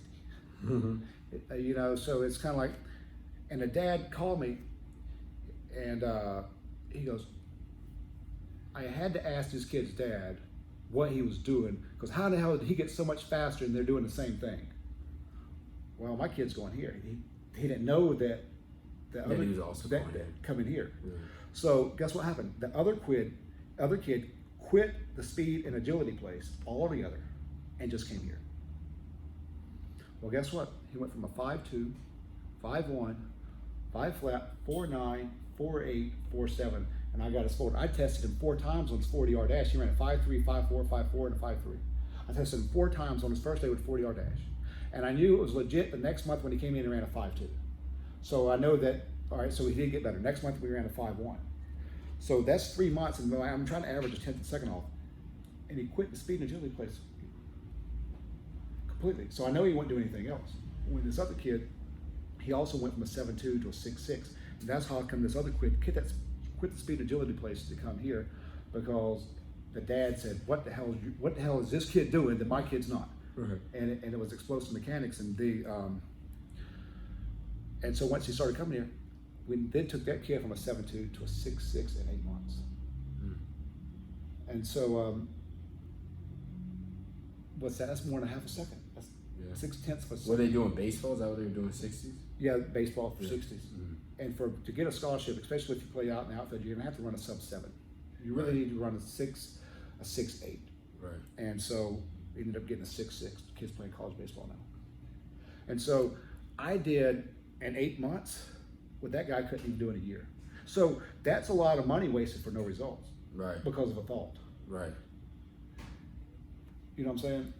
Because of a lack of knowledge, or refusal to give up on that bullshit. I don't get it. If you see one people, they're testing, and they're getting better, and your kid, you don't know what's happening because you're not testing at all. But all I know is that this place, they continue to get better. They continue to obviously produce freaks, but you're sitting there. How can you? I just can't get it. Yeah, it's hard to understand what goes on in that type of person's head. Yeah, it just blows my mind. And I'm like, and I feel like, who was it? Was it Louis? I can't remember if he said, a smart man knows he is smart enough to know he knows nothing. Yeah. And I'm always saying, hey, I always got something to learn. Yeah, whatever's good and what works, I'm going to use it. I tell people, if I don't know, I'll tell you I don't know. Yeah. I'm not going to BS me around it. I'll tell you what I think. If I don't know, I'll tell you I don't know. But if I don't know, I'm going to go try to find out, because it's something that's going to help me help you. Right. And I said, I've learned more from the kids than they've probably even learned from me. So. That's all I have for you, man. This has been awesome. All right, hey, nice to meet you. Thank you. Thanks for coming down and hanging out at the gym. I'll definitely be coming down again, because this. Yeah, it's too close. Yeah. Well, it's an hour, so it ain't a lightning quick speed, but I definitely will. I gotta come down here at least like quarterly or something. Well, tell people where they can find you on your Instagram and. Okay, so my name is Kalil Sherrod on Instagram. That's KALIL_SHERROD. The name is Coach Kalil Sherrod on there. I don't really use anything else. I have a Facebook, but that's basically for family. But you can also look on the Rack Athletic Performance Center. I have my bios there. The name of my podcast is the Get Clean Podcast. You can listen to that on Apple Podcasts, Spotify, the Anchor app. And I have a lot of great guys like Jared. I had Michael Fahey. I had Jason Gussick from Westside Tactical. I had Laura Phelps on. I had Donnie Thompson on. So, I'm trying to bring and show the light to all these conjugate people that are, Yeah, because there's some really great people that really know what's going on. And so many of them, like I had Ben Chantos from B3HP. He probably I think he picks your brain a lot. Yeah, I talked to him. Yeah. Yeah. So like I've had people that are like MMA conjugate, baseball conjugate, like football. So I'm trying to learn, because I learned so much just basically for basketball, and I'm trying to learn more and more. So I'm just trying to highlight people and take notes. Like, I don't care if I never make money from this. Yeah. But if it's just another way for me to highlight what great, like I'm not in California. If you're in California, go to Grindhouse and B3 and Jacob Ross in Chicago, and you down here, if you're in Peachtree, like, because I know what it's like to be an athlete and have terrible training. And if at least you know, hey, don't be doing 12 to 15 reps in the squat. Don't throw away the damn ladder and run sprints instead. If that can help you a little bit, and it's somebody else, it does not have to be me, but it's better than that crap that I know you're getting preached by the speed agility. Yeah, I know it's so crazy out there, and that's why I want to do this. Like I said, I don't care if I get paid either for this stuff. I just want to educate, and help people out. Yeah. So that's what it's about. I tell the kids, my goal is to make you better than what I was at your age. Yep. So that one kid, 8th grader, ran a 4.8 in 8th grade. It went from a 6.1. He's jumped a 35-inch vertical. He's benched more than he benched 250 as a incoming high school freshman. 45 pounds ahead of where I was. Right. He out-jumped my highest vertical when I was in college, which was 31.5 as an 8th grader. Yeah. My goal for the kids is to be better than what I was at that particular age. Make you better than me. Yeah. And I always try to think, I think hearing that from Louis, that I'm trying to make all the kids like almost like a coach themselves. I don't want to blindly, like I have some coaches where the kids don't even know the damn exercise they're doing. But what if that kid ends up being like me? He wants to be a coach. Then he's got to start from zero. Yeah, I do that too for the kids that's been here for a while. Yeah. I go teach them how to do tricep press downs. I said, if you start teaching people, it actually teaches you more about yourself. Yes, yeah. You got to find the other side of that coin. And I've had some little kids that are 11, 12 years old. They will help each other. Hey, no, let's do it this way. Right. That's pretty cool. Yeah. It's something I don't really have to worry about. And now I'm teaching them how to teach. Yeah. If I learn how to teach at that age, I'd be a totally different person. Yeah. And you appreciate your teachers more. Yeah. You appreciate your coaches more because you see how hard the job is. But you see, like, why was he hard on me at this point? Why did he push me? Because, hey, I probably could have did more. And then, especially nowadays, some of these kids are real disrespectful. So they need some of that, Yeah, you can't jump on them like you used to. Yeah. No. All right, well, thank you all for watching. Thank you all for listening, and have a good day. Thanks again.